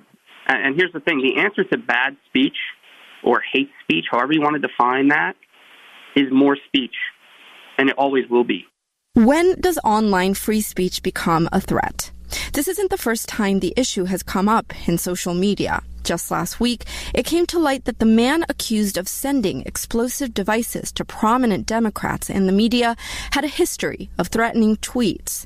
Torba says Gab follows strict rules, including no threats. He says he created Gab because he saw no room for conservative points of view on social media. Take Twitter. There are thousands upon thousands of people calling for someone to kill Donald Trump, saying they're going to kill Donald Trump. Expressing hate towards white people, towards Christians, towards minorities who may now support Donald Trump. They allow hate to be spewed at certain groups and certain people. So where is the line between free speech and inciting violence? I think the line is where free speech becomes a threat. Kelly McBride is a senior vice president at the Poynter Institute for Media Studies. She says Torba is prioritizing free speech above all other constitutional values. And that is not necessarily what our constitutional framers intended, right? They didn't want the government curbing free speech. Nor did they want citizens to be irresponsible with their speech, she says. Last year, Google banned Gab's app. Apple rejected it, and Microsoft terminated its agreement with it last month. I didn't even know all that was going on. Just in the last 24 hours, at least 2 web hosting platforms have suspended Gab. CEO Andrew Torba is not backing down. We're not going anywhere. Torba says Gab condemns the shooting, but he thinks it's now being targeted unfairly. Over the weekend, the social media site was filled with anger, some of it directed at the Jewish community. Great. So Gab is immediate because it's for free speech is immediately alt-right Jew haters, crazy people. And a lot of what is going on is blamed on President Trump and the rhetoric. But I think I'm developing a theory, and I want your feedback on it, John, because I'm putting a lot of things together. And it really started a couple days ago. There was this, I don't know if it was a tweet or someone said, hey, check and see if you're shadow banned. And of course, we've talked about shadow banning. I'm like, well, let me see what this is. So I didn't have to enter my password or make it an app or anything. I just entered your Twitter username. And I couldn't understand the results that were coming back. It was like one of those, hosted at in a / directory on someone's university account, you know what I mean? Where it's basically .htm almost, it's like a Perl script running somewhere. And what it was spitting back was not it had a number of posts, like the last 10 posts, not shadow banned, but then had stuff that would say 6 people saw it, 3 people saw it, then 130%. Very odd. And it dawned on me, I finally figured out what was happening, what this so-called shadow banning is. This is really the algorithm that Twitter uses, and I'm going to assert that it's the same algo that Facebook uses. Now, there's no algo on, for instance, Reddit, and the algorithm on Instagram is a little different. But when it comes to pure, and I'm just going to keep it Twitter to make it easy. What the algorithm does is if you post a tweet and let's say you get 8 responses. The so-called shadow banning is really what the replies are coming back, which if you look at your Twitter timeline, everything is kind of the same weight and design. You know, it's like tweets kind of are as big as your own original tweet. The algorithm is deciding which of the replies it's going to surface. So, you know, you'll see your original tweet and it's like a reply, and then there may be 7 more underneath there. And so this is where kind of this, I got shadow banned. I'm trying to tweet to you, but you're not seeing it. People aren't seeing it. This is what the actual algo does. And it makes sense, you know, coming from the RSS world. I was a part of that very early on, and, you know, and everyone had Google Reader, and, you know, you could, with your blogs, go back and forth, but people weren't freaking out on each other. I mean, this goes back to Usenet, if I may be so bold as to raise that. Usenet, there was a lot of vitriol, a lot of hate. You know, there's a lot of moderation, and this is where Goodwin's Law came from the old Godwin's Law, the old bulletin boards. But it was not the same nuttiness that we're seeing on Twitter. And I was reading an article about, if you remember that Microsoft, they had that Tay, the AI chatbot, that it was on the web for 24 hours. That was recently, yeah. Yeah, 24 hours, and then they had to take it down because all it was doing was tweeting like, you know, Hitler was right, you know, kill all the Jews, and just insane stuff. But here's what I think I understand about what's going on. And in fact, here's what they say. Microsoft said the AI chatbot Tay is a machine learning project designed for human engagement. As it learns, some of its responses are inappropriate and indicative of the types of interactions some people are having with it. We're making some adjustments to Tay, and the thing never came back. Because I believe that this magical algorithm that is used for engagement, so let's understand that on Twitter, the algorithm has one job. And because we know the goal, we can reverse engineer what's going on. The goal is to create inventory.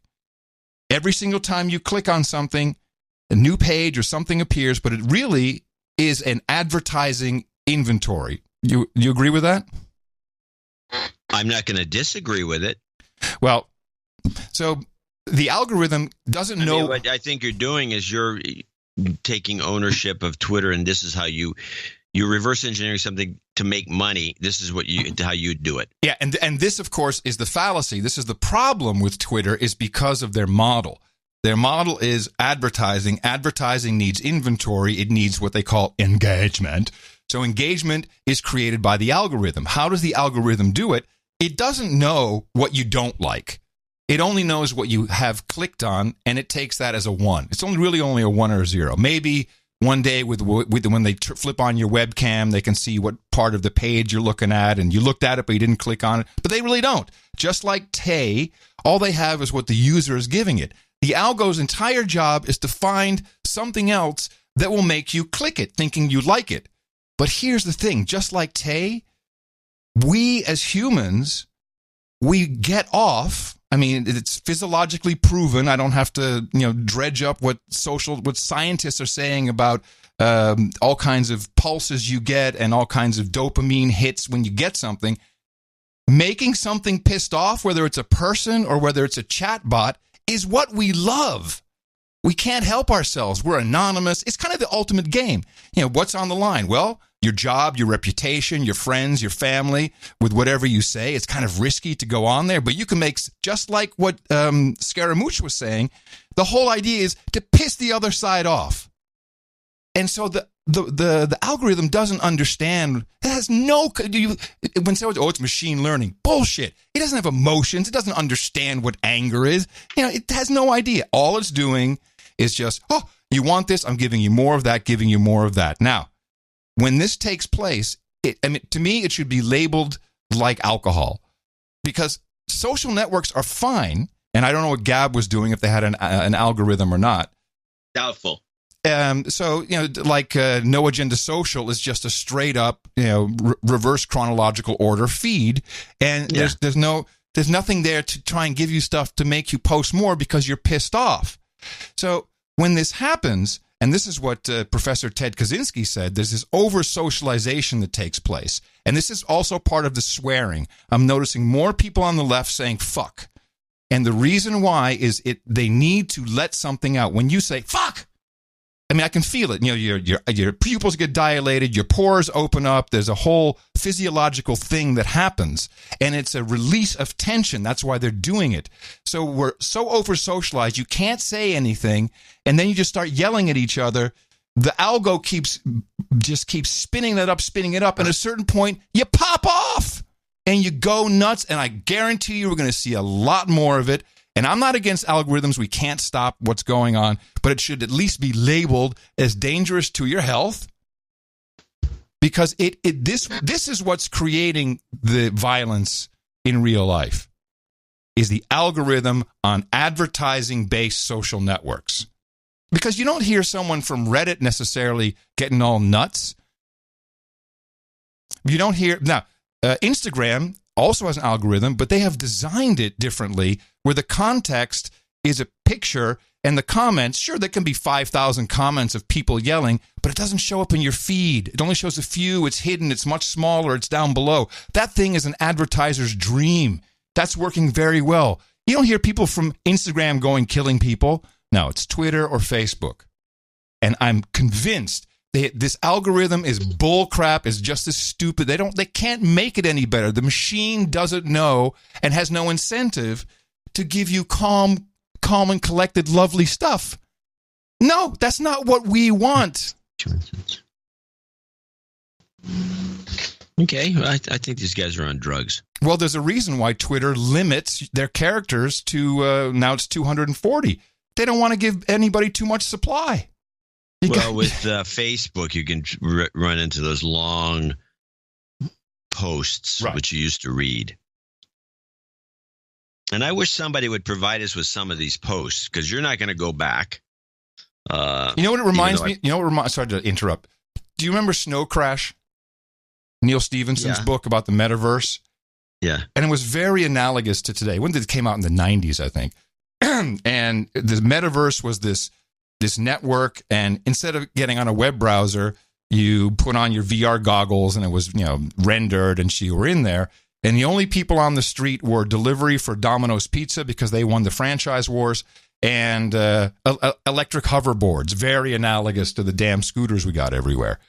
And everyone's in these networks, in these rooms, but then you could get too much of it, and then you got this drug. They actually called it was kind of a drug, which was some code. And then people would actually freak out in real life in front of their screens. They would either freeze or die or go do something crazy.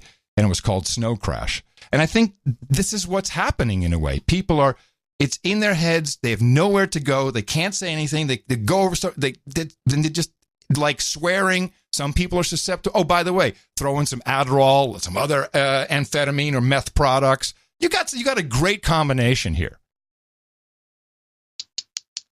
Thanks for that enlightening analysis. So death is right around the corner for everybody. We're all doomed. We're for everybody. Die. Exactly. So Hillary Clinton. Everyone saw the video of her being racist. Do we have to talk about this? Yes, I do. And I'm not going to say we shouldn't talk about it, but I think you and I are in agreement. Well, I'd like to play this, if you can make it short. I'd just like to play it in context for everybody, because that's exactly what I was talking about earlier. Yeah, play it. All right. So this is what she actually said, and how the conversation. Well, wait, stop. We got to have some background. That's what I want to do, but you want me to make it short, so I'm rushing along now. Set up. Let me set it up. Hillary Clinton said to somebody casually, it's because all blacks look alike. So the right wing went crazy. And everybody's pointing the finger at her as being a racist hypocrite. Also, it was clipped out of context. Yeah, it was clipped. But so we'll play the whole thing, and then we'll mention that, geez, if you're going to have one guy on one side that's just joking, clowning around constantly, saying stuff like this, why don't they give Hillary the same break? She does have a sense of humor. And these are two women who know each other very well. They. In fact, just was it here? Was that just a quickie? Oh yeah, here it is. this is just at the very beginning before they were started, just to set the scene as to what this crowd is about and who was hooting and hollering in the audience. It's Kara Swisher. Okay, yeah, Kara Swisher from Recode Decode. I take it seriously, and it's going to take a while to work through our families and our workplaces, our societies. Yeah, it's hard. I have 2 sons, and they tried to drive me off the sidewalk the other day because they own the sidewalk, you know. Yeah, you know, and you found yourself on the edge, right? Right, and then I shoved the crap out of them. As you know, my theory that all men should be raised by lesbians and then moved back to the general population. Such good men. And they're really good at sports then. Okay, so are the Democrats... So, she hates her own boys because they have penises. She said it. I shove them away. They got to teach these kids, these horrible little boys. Well, I mean, this to me was actually more in a subtly offensive way. Offensive. Yes, I agree. Than what Hillary said. But okay, well, let's carry But here's 2 people who know each other, they're joking, and Hillary is clearly making a joke about Donald Trump, who would be racist. And these 2, they meet, they talk, they've talked before. So when you hear it all in context, you understand that it's a joke. But she does say something weird, which was, what? I was going to say, do you think they kiss? Look, she, as far as I'm concerned, she had a back brace sewn into that jacket of hers. I don't know what's going on with her. And she's not getting the $10,000 makeover at Pierre's in France anymore. But but it's interesting what she said as a kicker to this whole joke. And I don't want to go around insulting people. I don't want to paint with a broad brush. Every immigrant is this. Every African American is that. Every other person deplorable with, different religious beliefs or whatever.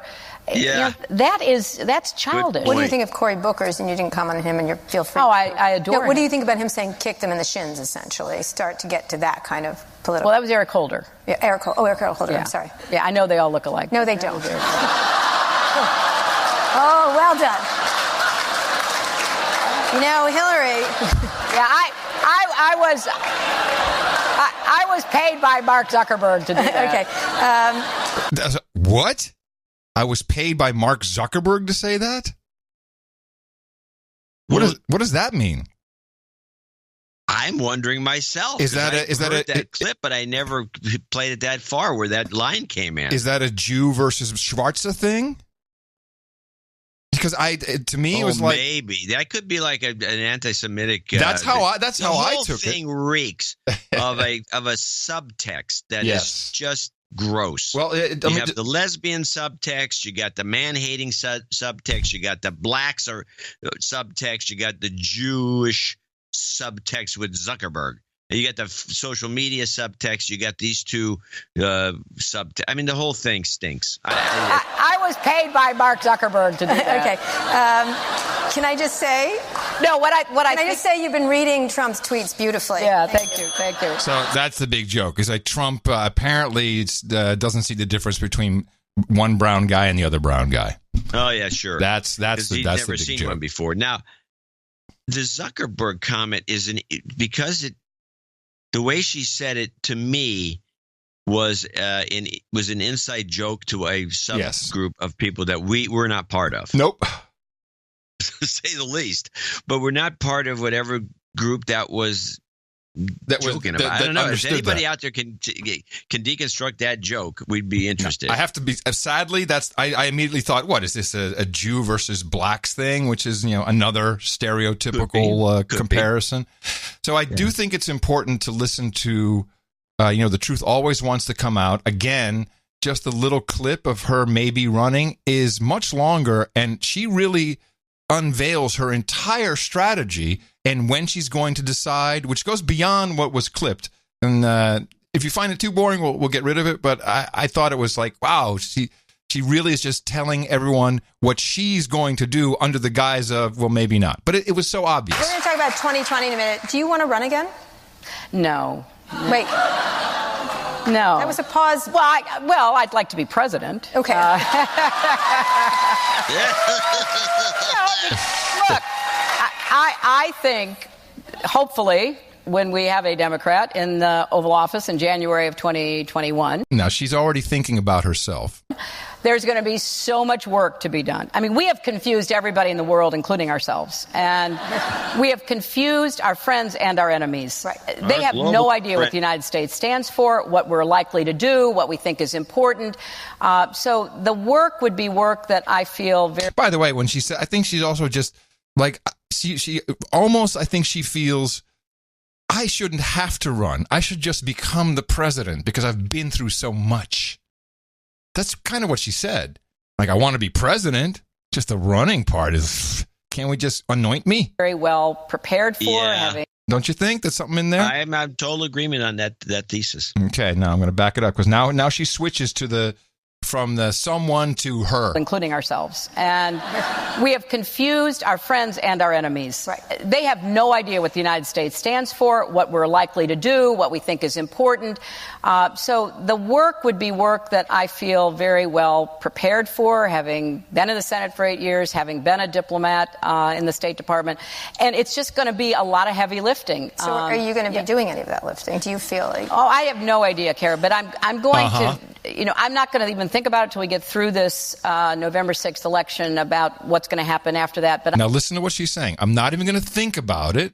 So she already said this. I got to do a lot of work, but I'm not going to think. And before she ran in 2016, if you remember, she did the same kind of song and dance long enough to collect a lot of money that she didn't have to use for the campaign. Which is a part of this 13-city tour they'll be doing right after the midterms. Yeah, there's money involved. Of course there's money involved. So I'm going to do everything in my power to make sure we have a Democrat in the White House come January of 2020. So now just to reiterate, she said, I'm going to wait and see what happens during the midterm. And then, in other words, if she's going to run, but I'm going to make sure that there's a Democrat in the White House. And who among... We're going to talk about your role in that in a second, but who among them are you interested in? Well, I know everyone who's running or thinking of running or possibly running. But, there's always that period between, hey, that sounds like a really good idea, and then trying to actually think it through, see if it is the right thing for you to do, see if you can raise the money. She is now discouraging everyone, and I'm going to roll it back a little bit. What she's saying here is if, really no matter what happens, but let's say the Democrats don't take the House, then it's going to be so hard. It's going to be really rough. You got to think about your family. I don't know if you can do this. There's only really one person who can do this who has the skin thick enough. Running or possibly running. But, there's always that period between, hey, that sounds like a really good idea, and then trying to actually think it through, see if it is the right thing for you to do, see if you can raise the money, all of the questions that go into it. So I'm not going to handicap the race before anybody actually gets into it. I think we'd have enough. So she literally said, I'm not going to handicap the race before anybody gets into it. So I'm not going to announce, I'm going to let some schmucks come up first. So I can tell them you're never going to make it because I know how to do it. I know where the money is. Number of excellent candidates who would be really formidable on the campaign trail. But let's wait and see who it is. I mean, we may have as many as 15, 20 candidates. And, that's a big group to try to sort itself out. And I'm just going to wait and watch it happen. Do you have anyone see what schmuck show up? Yeah. Interested in? Wait, what'd she say here? I forgot. It's filled with gems like this. 20 candidates. And, that's a big group to try to sort itself out. And I'm just going to wait and watch it happen. Do you have anyone you're particularly interested in? No, there are a number of excellent potential candidates. No, listen. There's a number of excellent potential candidates. Look, first of all, if we don't win on November 6th... I'm going to start naming names and see what you're saying. No, okay, if you want to. But all right, I will. But if we don't win... I'm going to. But if we don't win on November 6th, honestly, I mean, I know this sounds far-fetched, but this administration... If they continue to control all branches of government and they have been stocking the courts with ideologues, you will find that it will be much more difficult to run. She's literally telling people, step out of the way, I can do it. And people who have never had to face the fire, once they get out there and they start being the target of the vitriol and hatred that comes against anybody who criticizes Trump, that's going to cause a number of people to do a bit of soul searching. So I think we've got to give everybody who is thinking. And by the way, she didn't literally say it. I'm sorry. About it, or even people who wake up on November 7th. And Kicker's coming. Oh, wait. Yeah. Here's the kicker. Last 30 seconds. And then you'll like the end here. Oh, come on. What are you doing? Anybody who criticizes Trump, that's going to cause a number of people to do a bit of soul searching. So I think we've got to give everybody who is thinking about it, or even people who wake up on November 7th and start thinking about it, we've got to give them, the space to make what is a really serious calculation, depending upon what the political situation is. Can we talk a little bit is. individually, and then I want to get to Saudis and some. So she pretty much just said, I know everyone really well. They're all going to have to think about it real hard, especially if we don't. She knows that. I think she sees the writing on the wall as a chance that they will not take the House. So, but that doesn't happen. I mean, if it does happen, it's great. But if it doesn't happen, you got to think real hard. You really want to do that. And now Kara Swisher is going to mention some names. Warren. What? Warren. Elizabeth Warren. Oh, Elizabeth's a great, Warren, what? Elizabeth. Yeah, she's great. Yeah, she's fabulous. She's only thinking about herself, and she is running. Of course she is. I know, but no one picks up on the subtleties. It's never analyzed. This is true. But I don't think it needs to be, and I don't think anyone's analyzing because everyone knows she's running. What's to analyze? Well, that's true. That's true. It's almost like beating a dead horse. It's like, oh, she's running. Wow, stop the presses. She was a little too happy about the AI conversation that she had with Kara. How would you encourage the government to handle AI? Just a few more, and then I know you have to go. Wow, we could talk about this for a long time. Go ahead, Hillary. Yeah, no. It's got the crowd. I think they don't mind hearing from you. Yes, I think... one of the things I wanted to do if I had been president was to delve deeply into what we have to do about AI. I mean, if you follow the debate between people who are, quite knowledgeable about technology, it's like split right down the middle. There are those who think it's good. When you think of AI, what kind of things do you think of? What kind of applications? Because she's not. You'll see, she's not talking about AI. I think AI is a crock. Going to be the demise of the human race, and those who think it's going to be, the greatest breakthrough for the human race. She's not really talking about AI. We need to figure out, which is which, and are there plans we should make that would try to rein in some of the AI before it is unloosed on the world? Now, did she say unloosed? She said unloosed. Is that? She meant unleashed or loosed. I don't know what she meant. Figure out, but she said unloosed. Which is which, and are there plans we should make that would try to rein in some of the AI before it is unloosed on the world? Now, other countries are moving very fast ahead. China being the best example. Well, okay, I'll kill it. But let me tell you, the glee that she speaks about. The Chinese social network tracking and penalty and reward system, she speaks about it with great glee. Yeah, she probably would like to implement it. She really wants it. A lot of people do. And she referenced, did you see this clip of the Chinese bullet train, which I'm not sure if it's a hoax or not. Well, you don't know because we don't speak Chinese and subtitles. Right. Well, it's 20 seconds. So this is on the bullet train, apparently, from Beijing to Shanghai, and this comes on the... I believe it's a hoax, by the way. I think it's a hoax, too. This comes on the public address system. Dear passengers, people who travel without tickets or behave disorderly or smoke in public areas will be punished according to regulations, and the behavior will be reported in individual... You can't hear it?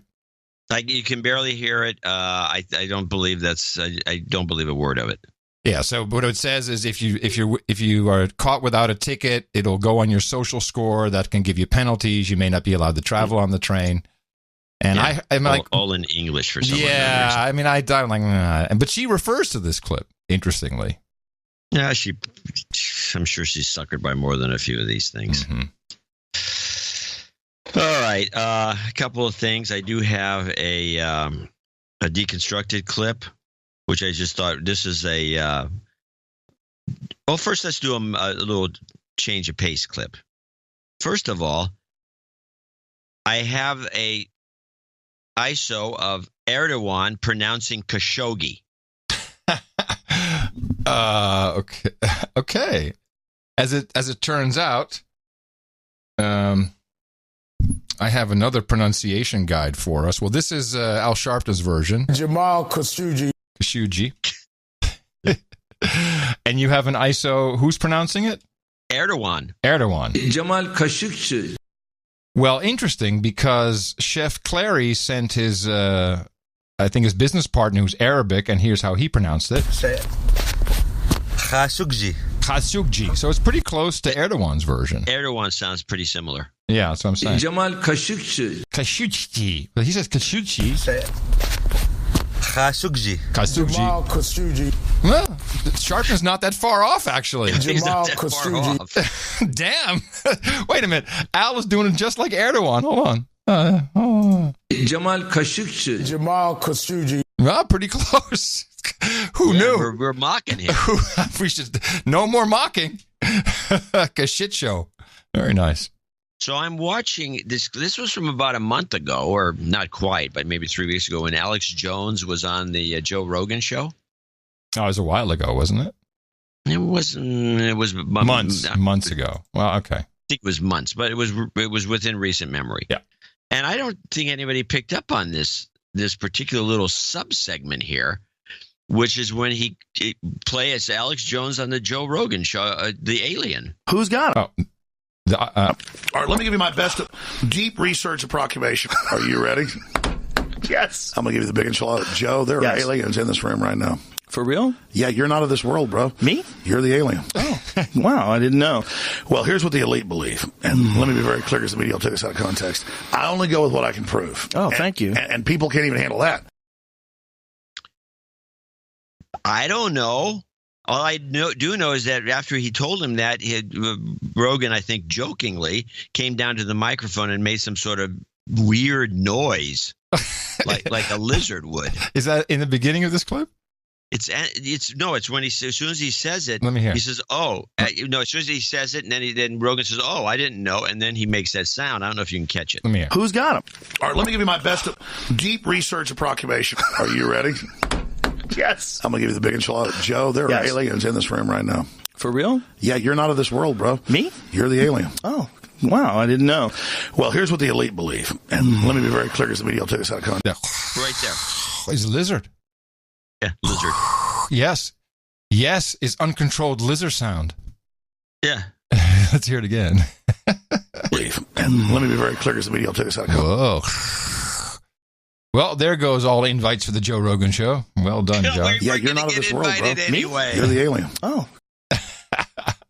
Now, I do have a ISO of just for the end of the show possibility. Yes, that's. Yeah, you're not of this world, bro. Me? You're the alien. Oh. Okay. Yeah, there are no other ISO, so I think you win it. No. Okay. Good. That's very good. Very good. All right. Anyway, I want to get back to this one thing where I deconstruct. This is it's starting to get really pathetic on Democracy Now. Yeah. And so they're running these strange stories. And there's one, the Federalist Society had Jeff Sessions at a Boston meeting.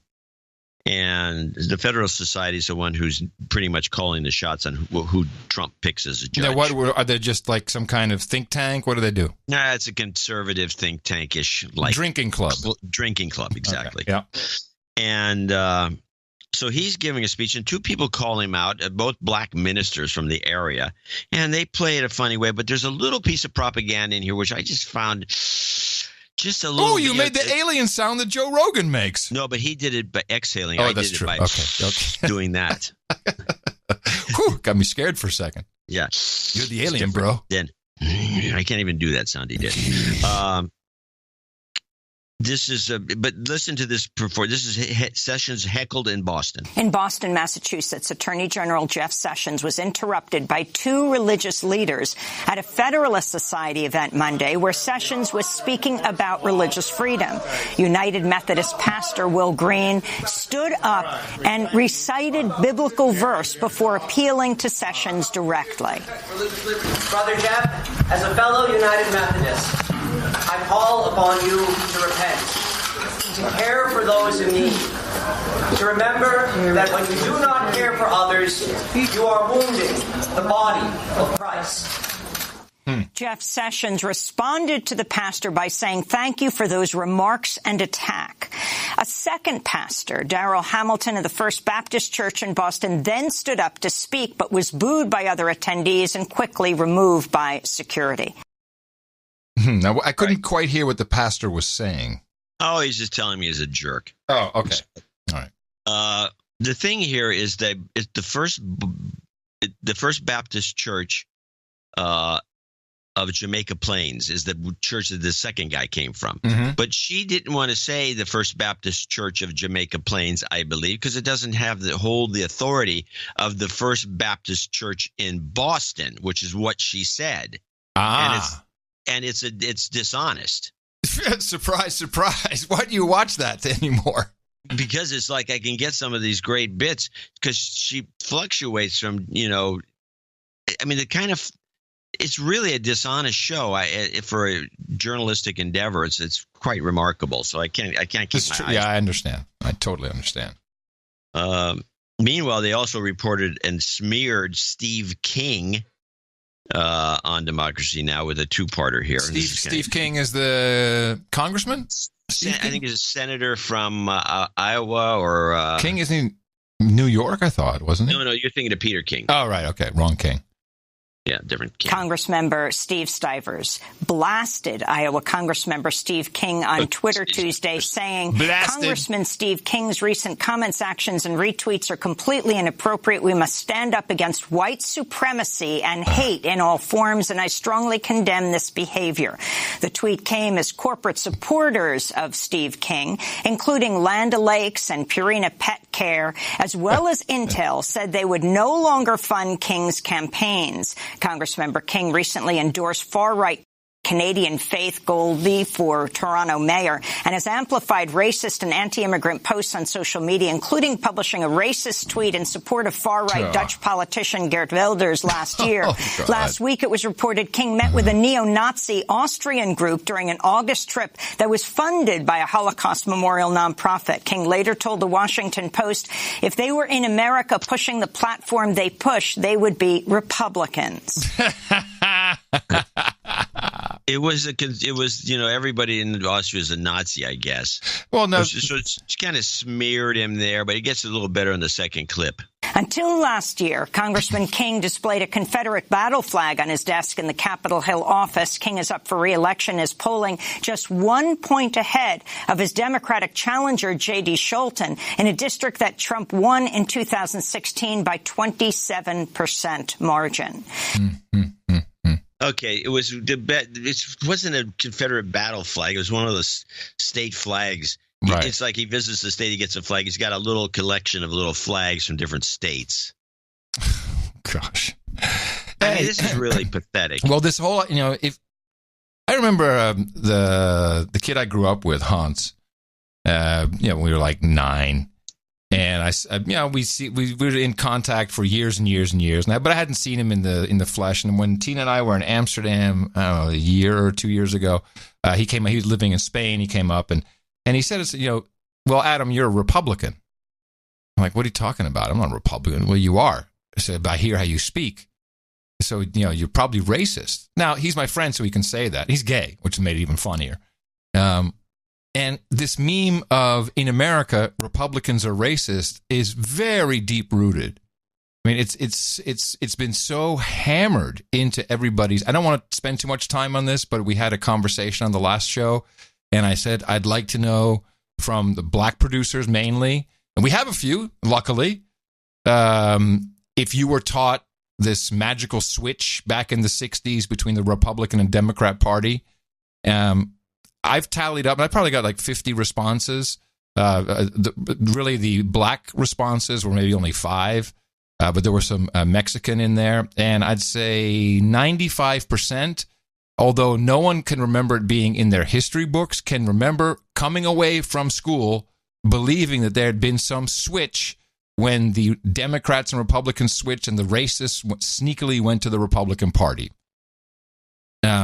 Which is interesting because, there's two sides. But some people say, I think it might have been the politicians switched or maybe the voters switched. But in general, most people said, yeah, I think that's how I was taught it.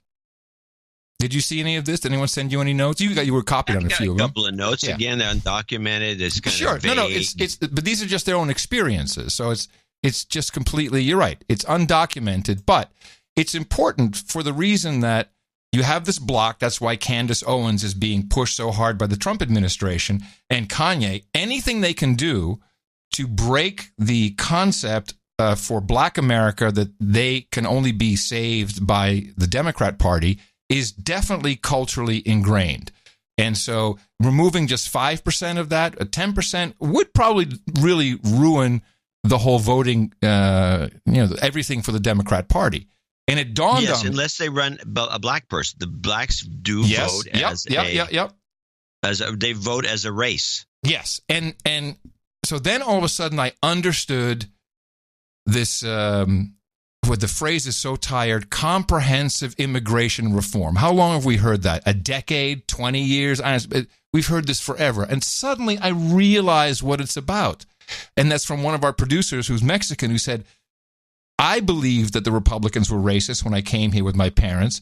I have learned it's different. My parents definitely still believe Republicans are racist. And if you have a population in the United States of 10, 15, 20, it's somewhere, conservative estimates 10, on the other side 22 million illegal aliens, the concept is comprehensive immigration reform can only happen, that's why there's no wall, you can only get that if you make those people legal. Because you do that in one fell swoop, you have 20 million Democrat voters. That's why there will never be any immigration reform, because that is purely the issue. I think this has been discussed to death. Everyone knows this. Well, but maybe I'm just slow.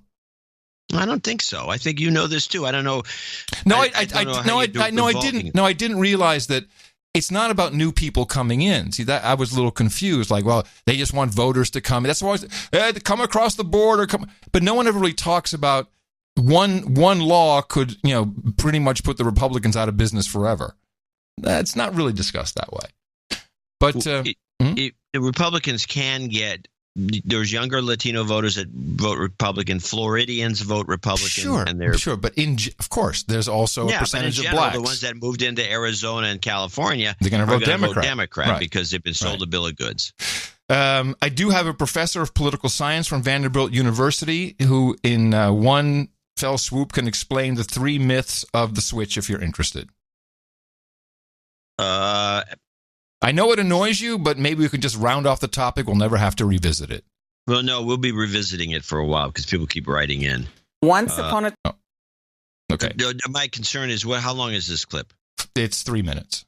Well, it's just worth listening to because she's well...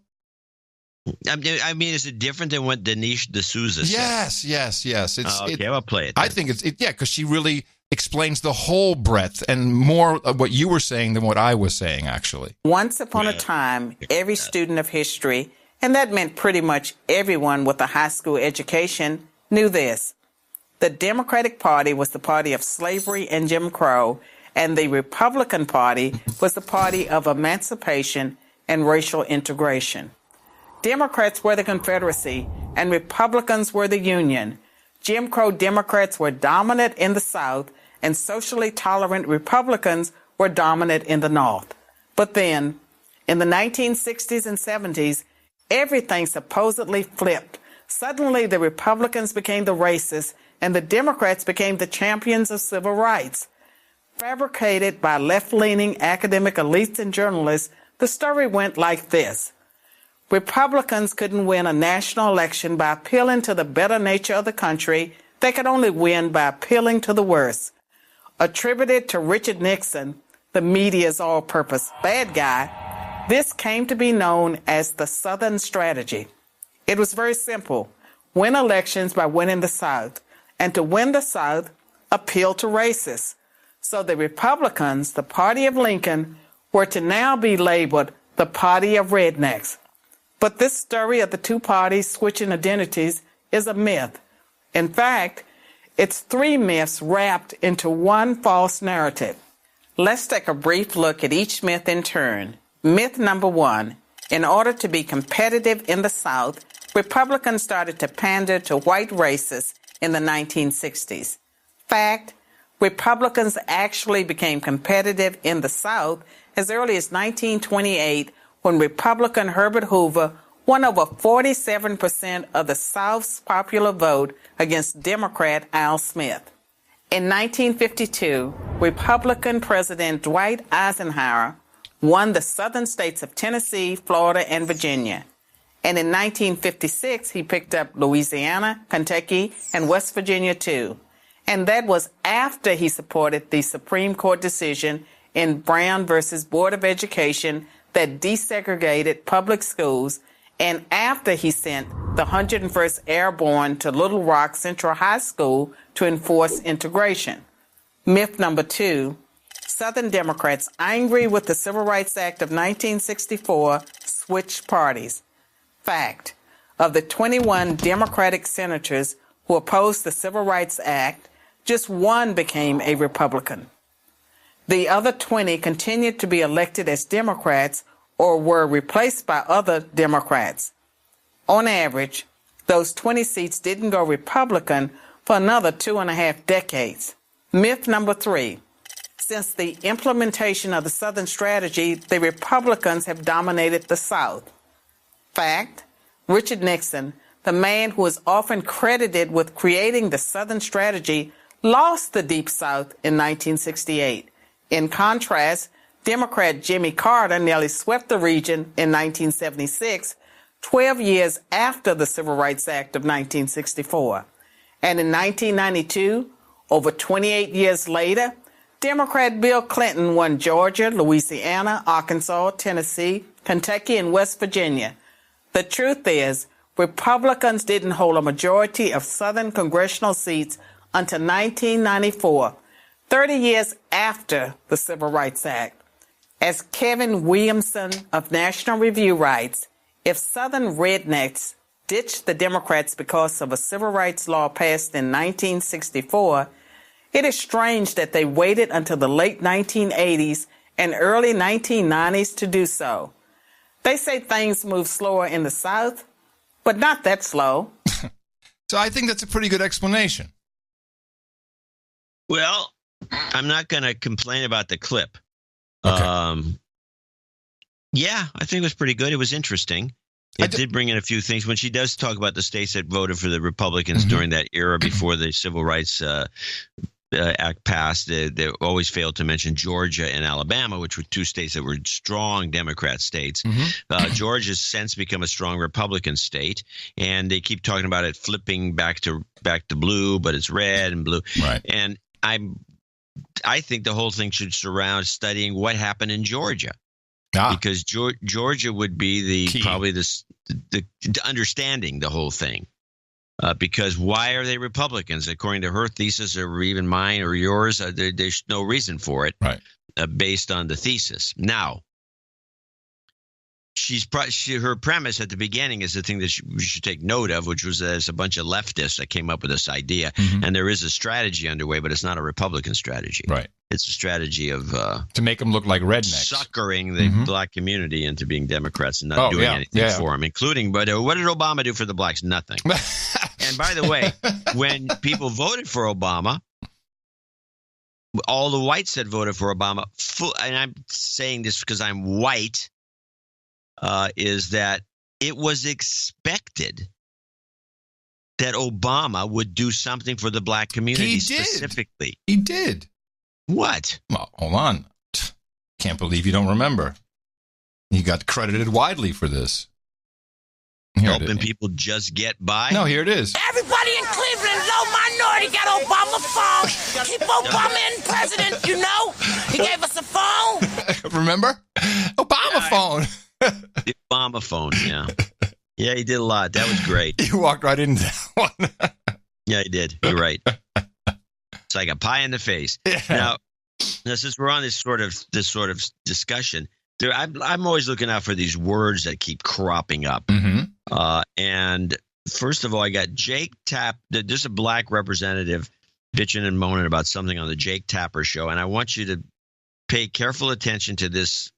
To the usage of a specific word, which I think is going to be popular. But explain why you think it's different, because there are a lot of, and I really mean this, a lot of good faith people, conservatives, who think this is a double standard. Bernie Sanders is calling for a political revolution of ideas. He has never incited violence. He has never talked about beating up protesters. He has never called anyone the enemy. He has said that Wall Street should be held accountable and they should go to jail for bringing America to the brink of collapse. But he's never incited violence. He's never othered anyone. And when there were folks in our coalition that were doing that, I and others and the senators spoke up against that. And so I think that's why this is different. Donald Trump has had ample opportunity to check his coalition.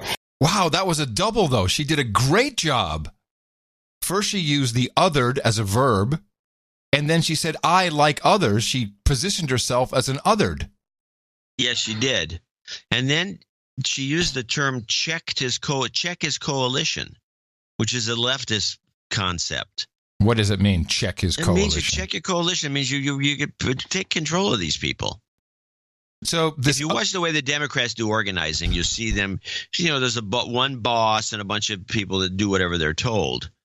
And that's kind of what Trump's expected to do, the same thing on the other side. Well, I agree with you wholeheartedly on this othered, because let me tell you where this came up, and someone's gonna have to help me find a copy. I was just scanning through the channels the other day, and I happened to bump up to Supergirl, which I played a clip of Supergirl when there's like the president's not an 8-year-old. Remember that? And I thought it was a cartoon. Turns out it's live action. It's actually acted, and it's on the CW. And on the episode I saw, which I need to clip, there's some aliens who have come in, and they're called the others. There's othering, they'll be othered, and it was completely Trump and immigrants. Oh, you got to go get that. I have to send me a copy. The whole episode was about it, and it was the other that kept others being othered. The whole thing. It's yes, you're right. Well, here it is on The View. Oh my goodness! Oh, you've caught on to it. Country is in a place that it's never been before because the tone is coming from the top. All of a sudden, it's okay to say, I would punch out that reporter. All of a sudden, it's okay to otherize people. And people on both sides. And there are good people on both sides. I mean, we've come to a point where people... We need to have all kinds of versions of this. You have an otherization. I like the otherized I've been otherized. I've been otherized. Yes. Oh, my goodness. That's the T-shirt idea. I've been otherized. Just other. The T-shirt just says other. Yeah, well, that would work, too. That's good. So now we have to pay attention to this otherized. And this is part of identity politics. No kidding. It's like a classic example of identity politics, is you other people and then they're your enemy. But it's better than that, because now you don't have to say you're as group because you're a different color or religion or gender. You're just other. So everybody can wear that. Everybody can wear that. I'm other because I have Tourette's. I'm otherized, man. Don't otherize me, bro. Yeah, you are. You're othered. Good catch. I'm going to othered you. Good. No, but it's so dumb. The phrase is idiotic. It's stupid, and it makes you sound dumb. Well, be on the lookout for it, producers. We need more othering. I'm going to show my support by donating to No Agenda. Imagine all the people who could do that. Oh, yeah, that'd be fab. Yeah, on No Agenda. In the morning. All right, we do have some people to thank for show 1082, beginning with Sir Robert of the Sous Vide in Holland. He's in Holland. Oh, no. He's going to make baronet soon, he says. Angela Mackie Rutledge, parts unknown in the Netherlands. Let me see, where is she in the Netherlands? Oh, it doesn't say. 121.11. Then we have a blank line. Yes, I see that too. Yeah, it's a comma. Or not a comma, but a apostrophe is the name of this person from Deutschland. Late to the party donation, he or she writes, greetings from Westerwald. Okay, well, whoever from Westerwald gave us $111. Hello, Westerwald. Here's the Hof. We want to thank you. Curtis Mason, Spokane Valley, Washington, $111.11. So there's the two leftovers from the well wishers. Preston Thaler, $100.31. Avinash Persad in Port St. Lucie, Florida, $99.99. Han Keizers in Leiden. And he wants to thank Bas Brunix for calling him out on Thursday's show. Hey, Brunix, good work. I've been listening ever since. Never donated. D-douche time. You've been de-douched. Yay today. Brunix used to send a lot of art in, and he gave up. Well, we were picking him once in a while. It's taxing, man. It's taxing. It is a lot of work. Ward Detweiler in Grosse Pointe, Michigan, 8008. What does he say here? Anything interesting? Oh, yes, he does say something. Yeah, he does. I got something I got to read. Yeah. So I got a couple of notes on this. So I would say, John, I understand your pain. I just love it. You're like, well, that's too long. I don't want to play that. You can stop this. But then he has long notes on mustard. Ladies and gentlemen, here is the other man. I understand your pain about the lack of real Dijon mustard in the United States, but I have a remedy. Edmund Fallot, which I've had their mustards. I haven't ordered it directly from Amazon Prime. Is the real deal, and I put it on everything. Okay. I got another note from someone saying that the Trader Joe, and let me express my complaint. It was on a show or two ago. Yes, that all Dijon mustard in America is flat. It's rancid. No, it's not rancid. It's you have flat. to have oil in it to be rancid. It's flat. It's flat. It loses its oomph. And when you go to France and have Dijon, or you bring a bottle over, it's good for a couple of weeks, and then it starts going flat. Even it should be refrigerated, and to shorten the length of time before it goes flat. Because Dijon mustard is almost like wasabi when it's fresh. It's just hot, and it goes right through the nose. It's dynamite stuff, and it's all flat. There's nothing. It's like eating nothing. It's like eating Grey Poupon American style, as opposed to the French one they ship into Canada. So I bitched about this. And so he's got this one solution, which I'll check out because I know this brand. I've had it before, but I've never had it this way. Mm-hmm. Maybe it's – and then somebody else is the Trader Joe's branded Dijon. And Trader Joe's, as you know, is a German grocery store chain. Aldi. Wasn't Aldi? Well, yes. It's all, yeah. But it's a split off. The two brothers, they had an argument. One wanted to sell cigarettes. The other one didn't, so they split the company. Yeah. And so then they bought Trader Joe's years and years ago, and it became this German company. So it's got a lot of characteristics. So it's possible that the Dijon, I haven't done it yet, but I'm going to go there and buy some. So I'll catch up to this. And because everyone's on pins and needles. Yes, we can't wait. You know, woo! Can you taste that mustard? So you know the Smothers Brothers? Yeah. The Others Brothers. Hey. How you talking? Yeah, that's us, Carolyn baby. Blaney in Toronto, Ontario, 6969. Dvorak movie reviews, please. They are spot on. Sir Chris James in Sturgis, Michigan, 6006. Small boob. Jeffrey Sewell in San Jose, California. Did I see you at the meetup? 5678. Robert Bruckner, 5555, parts unknown. And the following people are $50 donors, name and location if available. William Cameron in Charlotte, North Carolina. Tyler Schimpf in Bothell, Washington. Jeremy Cartwright in Rockford, Illinois. And short list. Mm-hmm. Sir Watson in Raleigh, North Carolina. That concludes our group of producers for show 1082. I want to thank each and every one of them and the ones who gave lesser amounts for helping us. Yeah, the list was only 74K, as in kilobytes. Yes. You're like, when you see that file come in, you're like, your heart sinks. Like, it's only 50K, 70 kilobytes. Okay. But we are so grateful for the producers who are producing this show in the way that producers do. Really, thank you very much. We learned so much from you. I mean, where else can you have I mean, does NPR, when they do their donor drives, do they talk about Dijon mustard? No. Or do they? They don't. No, they give away tote bags. We give you something worthwhile. But more importantly, this is what makes the network work. All the people who keep saying, you keep me sane, or because we're making jokes, or whatever it is, whatever sauce we have, it seems to work. I'm very proud of it. You should be too, all you producers. Also, those who donated under $50, many for reasons of anonymity, and others on our subscriptions. Please take a look at those. And you can do that at Dvorak.org/NA. Multiple karmas. Jobs, jobs, jobs, and jobs. Let's vote for jobs. You've got karma.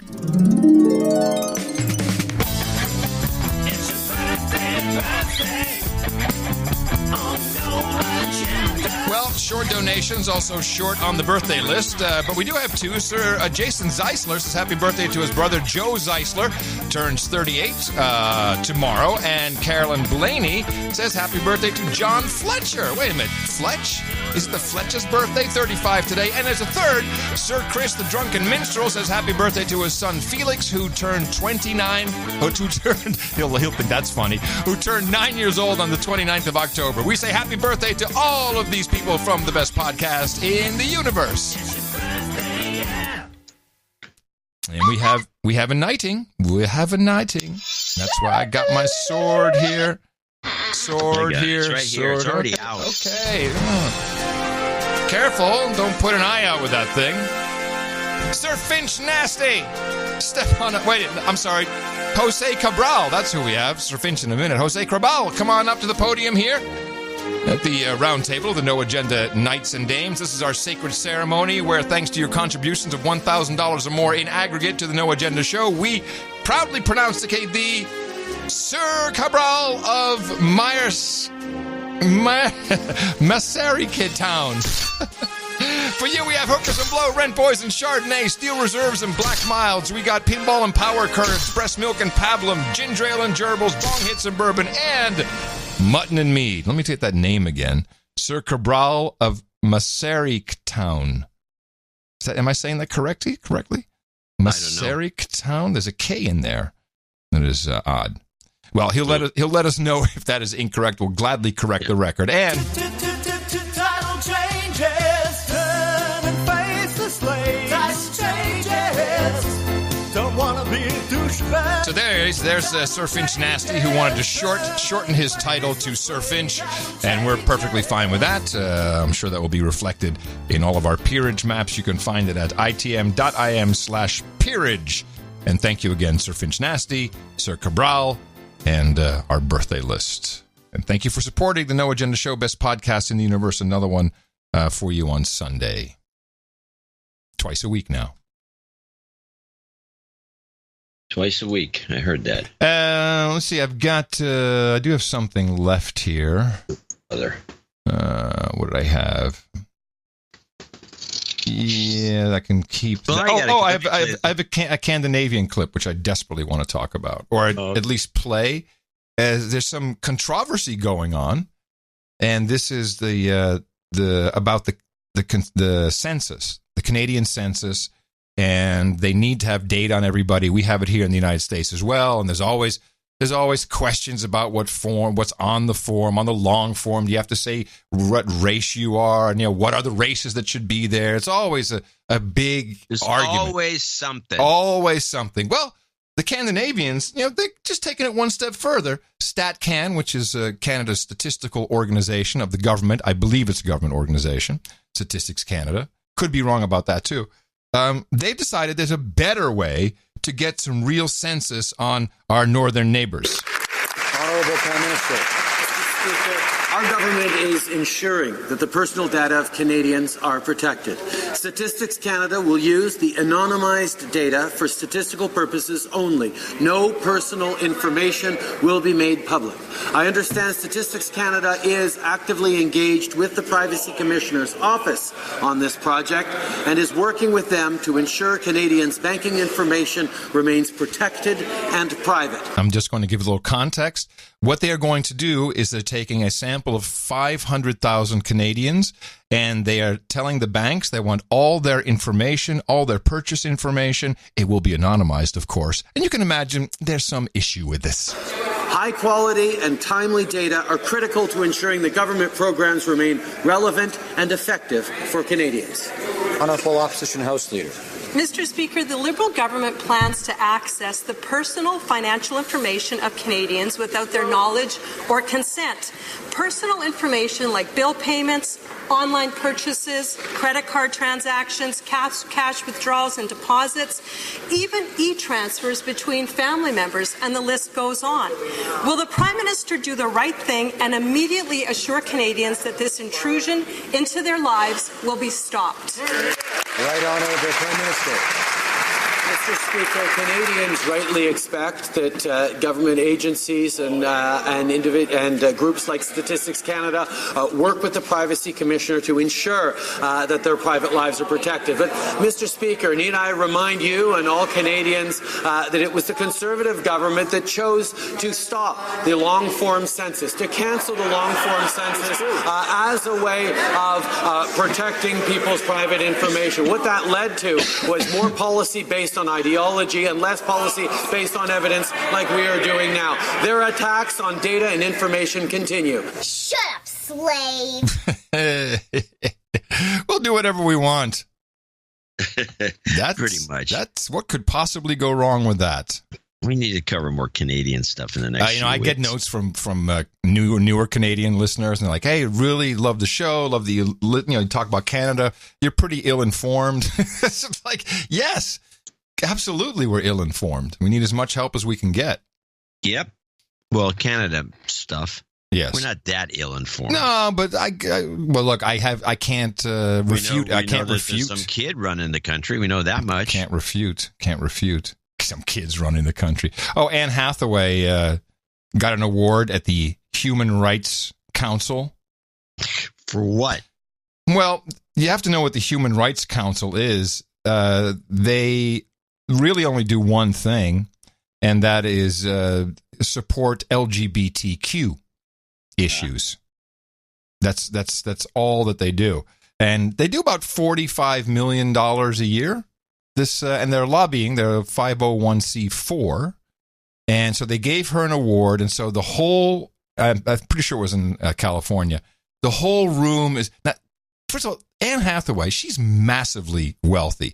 Her career is unreal. She's from a kid. She's been in so many huge hit movies, but she's acting all the time. This thing on this podium is just an act. And I just had two clips because it was like, wow, kind of a head shaker of what she's saying. So she's virtue signaling. She, as far as I know, she's not gay or transgendered or anything. She does talk about that, but the whole audience is officially LGBTQIAAPK people. And she won the award, and she's very happy, and she wants to say hi to everybody. First of all, we'll learn something. All right, let's get started. Ladies.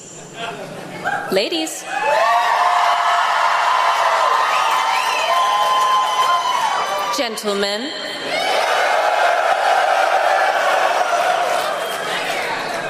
Gentle them. I've never heard gentle them. I think it's on the list. It's a whole new category. Who call themselves they. It's the pronoun for people who are pronouned they. Okay. Like there's more than two of them. I think them would be their group to call out. There's a little guide to this with about maybe 20 of these. Well, then she actually does. What about the G's and all these other ones? There's like a lot of them. She has to do all of them. Well, she does incorrectly. She does my list. Thank you for this tremendous honor. What I love most about this community is the way you own the alphabet. LGBTQQIAAP.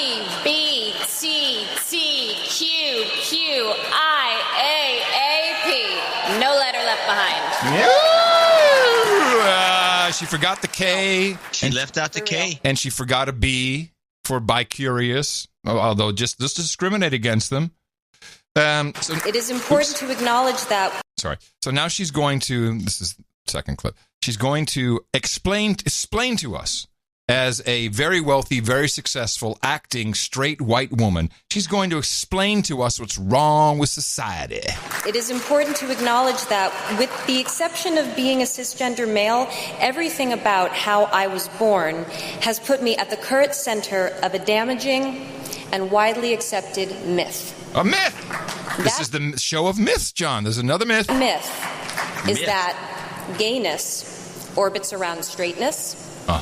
Transgender orbits around cisgender, and that all races orbit around whiteness.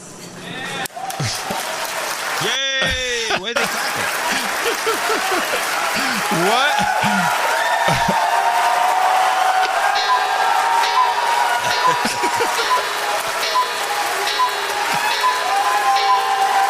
Listen to that. We clearly do not understand because this audience gets it, whatever she just said.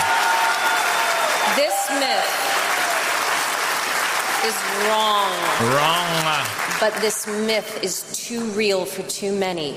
So gayness orbits cisgender, and trans orbits, I forgot it already. It is ancient, so it is trusted. It is a habit, so it's assumed to be the way things are. It's inherited, so it's thought immutable. Its consequences are dangerous because it prioritizes a certain type of love, a certain kind of body, a certain kind of skin color, and does not value in the same way anything it deems to be other to itself.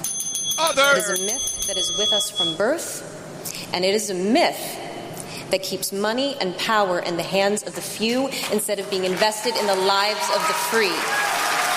Woo!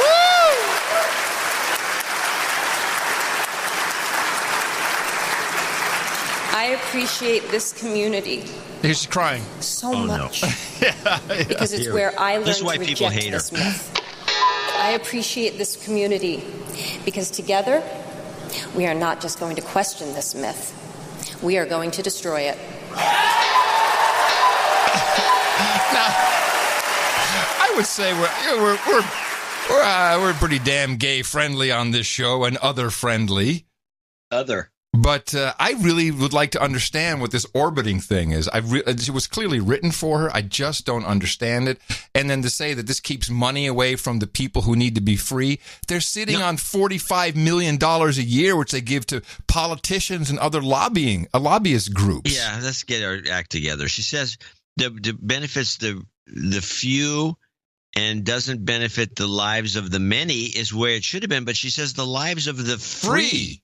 Yes. Yeah, maybe she blew that line up. It's possible, but the whole thing was like, when does gay circle cisgender? I don't understand what it means.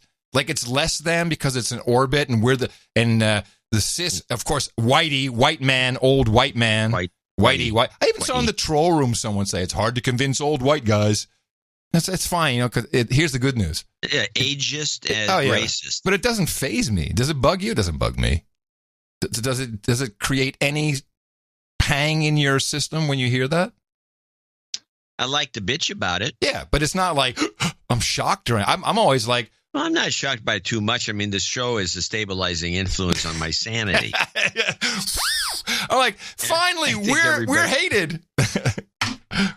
We're going to be the other. Get used to it. Get used to this word. We're being otherized. Let's back off and take one more look at an earlier assertion of this show. What are the Democrats thinking? The United States is 72% self-described whites. Yes. That includes white Latinos. Mm-hmm. why are you trying to offend 72% of the voting public and think you're going to win a lot of elections, and then going even further by promoting a socialist agenda, which is designed just to take money away from people? I mean, it's just baffling to me what they're thinking. And there's a lot of them thinking that way, and I feel bad. A lot of whites. I mean, you got your Bill Maher's, you got people on that panel. They're all hating on Whitey, but and Anne Hathaway. Take a look in the mirror, lady. You're a white woman. What? Dogs are people too. Finally, we got it. A study in PLOS. I think that's a real journal, isn't it? Real scientific journal. I've never heard of it. PLOS1. Well, we've read things from there a lot. Anyway, that's where this study is published. It is a study from University of Sydney. And here it is. I'll give you the abstract. The results of the study show that human compulsion to seek out animal companionship is one of the primary factors affecting our climate, particularly in the United States, where there are 163 million companion animals, roughly one pet for every 2 Americans, the highest number of any country in the world. And the climate cost of this, mainly because Americans are the largest pet owners in the world, but the tradition of pet ownership in the U.S. has considerable costs. As pet ownership increases in some developing countries, especially China, and trends continue in pet food toward higher content and quality of meat, globally, pet ownership will compound the environmental impacts of human dietary choices. Yes, indeed, the number one thing we can do right away to combat climate change, to stay below that 1.5 degrees before 2030, is kill all the dogs. Dog haters. They finally emerged. We was waiting for this. And this is great because you can make someone's head. Now if it's a dog, it's like, that dog is actually causing climate change. This is the equivalent of fractal, as it were. Yeah. To bring that theme back in, of your old thing about blowing people's minds by telling them in a climate change argument, do you believe in peak oil? Yeah, exactly. No, you don't have to worry about it because we'll run out of oil. Take care of the problem. Yeah. Run out of oil. But of course, they had to kill the peak oil meme. Yeah. Completely. When's the last time you heard the term except right this second? Yeah. So now they got this to deal with. Well, that kind of fits in with the World Wildlife, the WWF report about all the. By the way, this report, this is pushing toward the 2020 big meetup that has something to do with the Paris Accords. Oh, of course. And of course, it's 2020 will match. We got to get these back in play, so don't vote for Trump. This is what it's really about. But I have been hearing about this forever. Since the 70s. Oh yeah, of course. Oh, we know that. We got a clip. Oh, I'm sorry. WWF report. My mistake.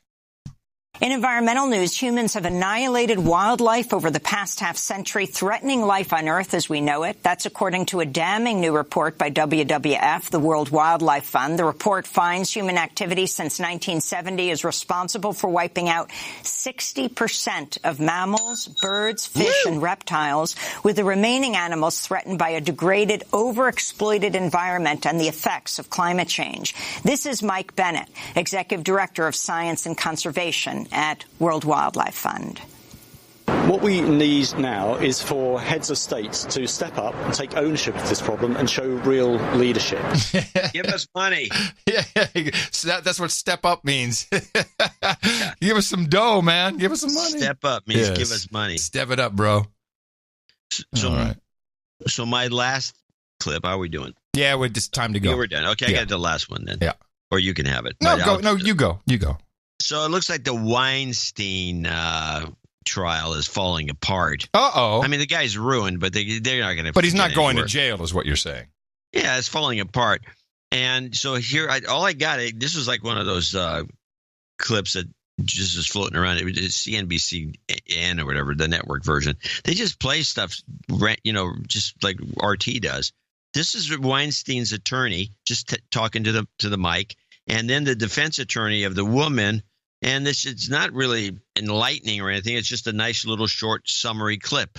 This is not about victim shaming, and this is not about suggesting that a woman who comes forward should not be believed absent proof. This is about proof that a witness who came forward committed perjury in the grand jury. And what happened here is Harvey Weinstein was so vilified that he was considered to be low-hanging fruit. You just indict him and you worry about convicting him later. And, you know, what's happened is now that I'm drilling down on some of these allegations and the district attorney's office is drilling down on these allegations, this case is not what it was cracked up to be. I want to be very clear that the prosecution's decision to abandon my client's claims does not invalidate the truth of her claims. It does speak to a system desperately in need of reform. The DA threw away Lucia's claims, but this says nothing about Weinstein's innocence, nor does it reflect on Lucia's consistent allegation that she was sexually assaulted with force by Harvey Weinstein. It only speaks volumes about the Manhattan DA's office and its mishandling of my client's case. Yeah, he's walking. He's going to walk. Totally. Sad, really. Because there is some reality to what's going on, but abused for political gain, abused for ratings, and obfuscated for the exact same reasons. It's political football. These women are being othered. They are othered. By the way, I have the peak oil of the dogs. It's actually for myself. I don't have to worry because here's what's going to happen: as climate change makes temperatures warmer, crops fail. We have a global food shortage. We start eating the dogs and cats, fixes climate change. Dynamite. Right? Yeah, I'm all in. Dinner at my place. I'm not a dog hater, by the way. I actually like dogs. But, yeah, exactly. That's our show, everybody. We will be back on Sunday with another deconstructive episode for you.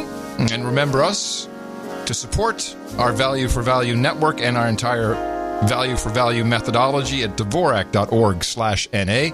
NoAgendaShow.com is where you can find the latest show and links to the show notes and the archives and the search and everything. And coming to you from downtown Austin, Texas, capital of the Drone Star State, FEMA Region 6 on the governmental maps, and the 5x9 Cludio in the common law condo. In the morning, everybody, I'm Adam Curry.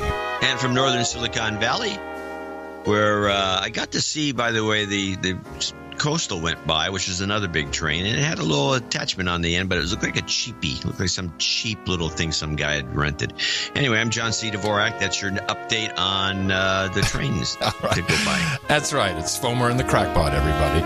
Woo! Till Sunday. Adios, mofos!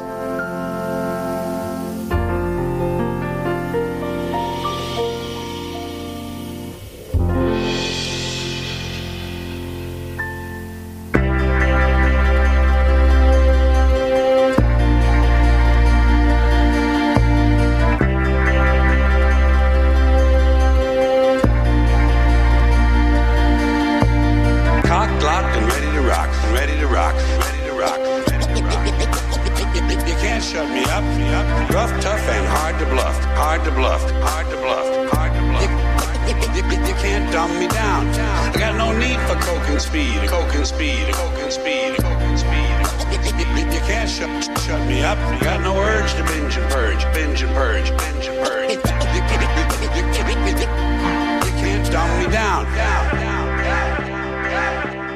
I interface with my database. My database is in cyberspace. I wear power ties, I tell power lies, I take power naps, I run victory laps. I read junk mail, I eat junk food, I buy junk bonds, I watch trash sports. I'm tireless and I'm wireless. I'm an alpha male on beta blockers. Interactive, I'm hyperactive. From time to time, I'm radioactive. Take it slow, I go with the flow. I ride with the tide, I got line in my stride. I don't snooze, so I don't lose. I keep the pedal to the metal and the rubber on the road. I've been pre-washed, pre-cooked, preheated, pre-screened, pre-approved, pre-packaged, dated, freeze-dried. Pre-washed, pre-cooked, preheated, pre-screened, pre-approved, pre-packaged, dated, freeze-dried. And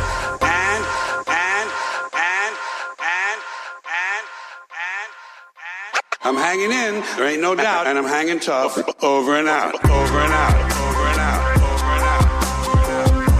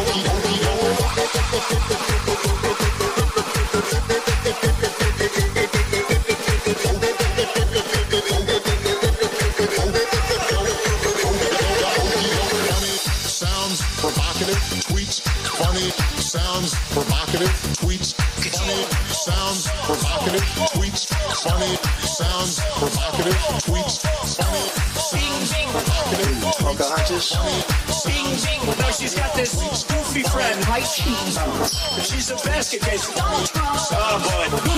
Goofus.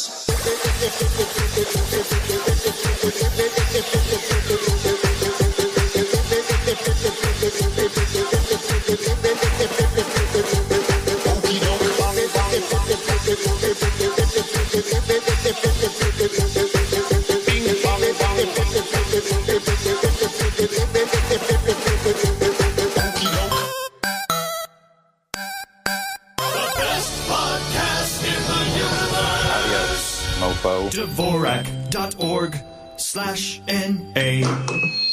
Yeah, you're not of this world, bro. Me? You're the alien. Oh.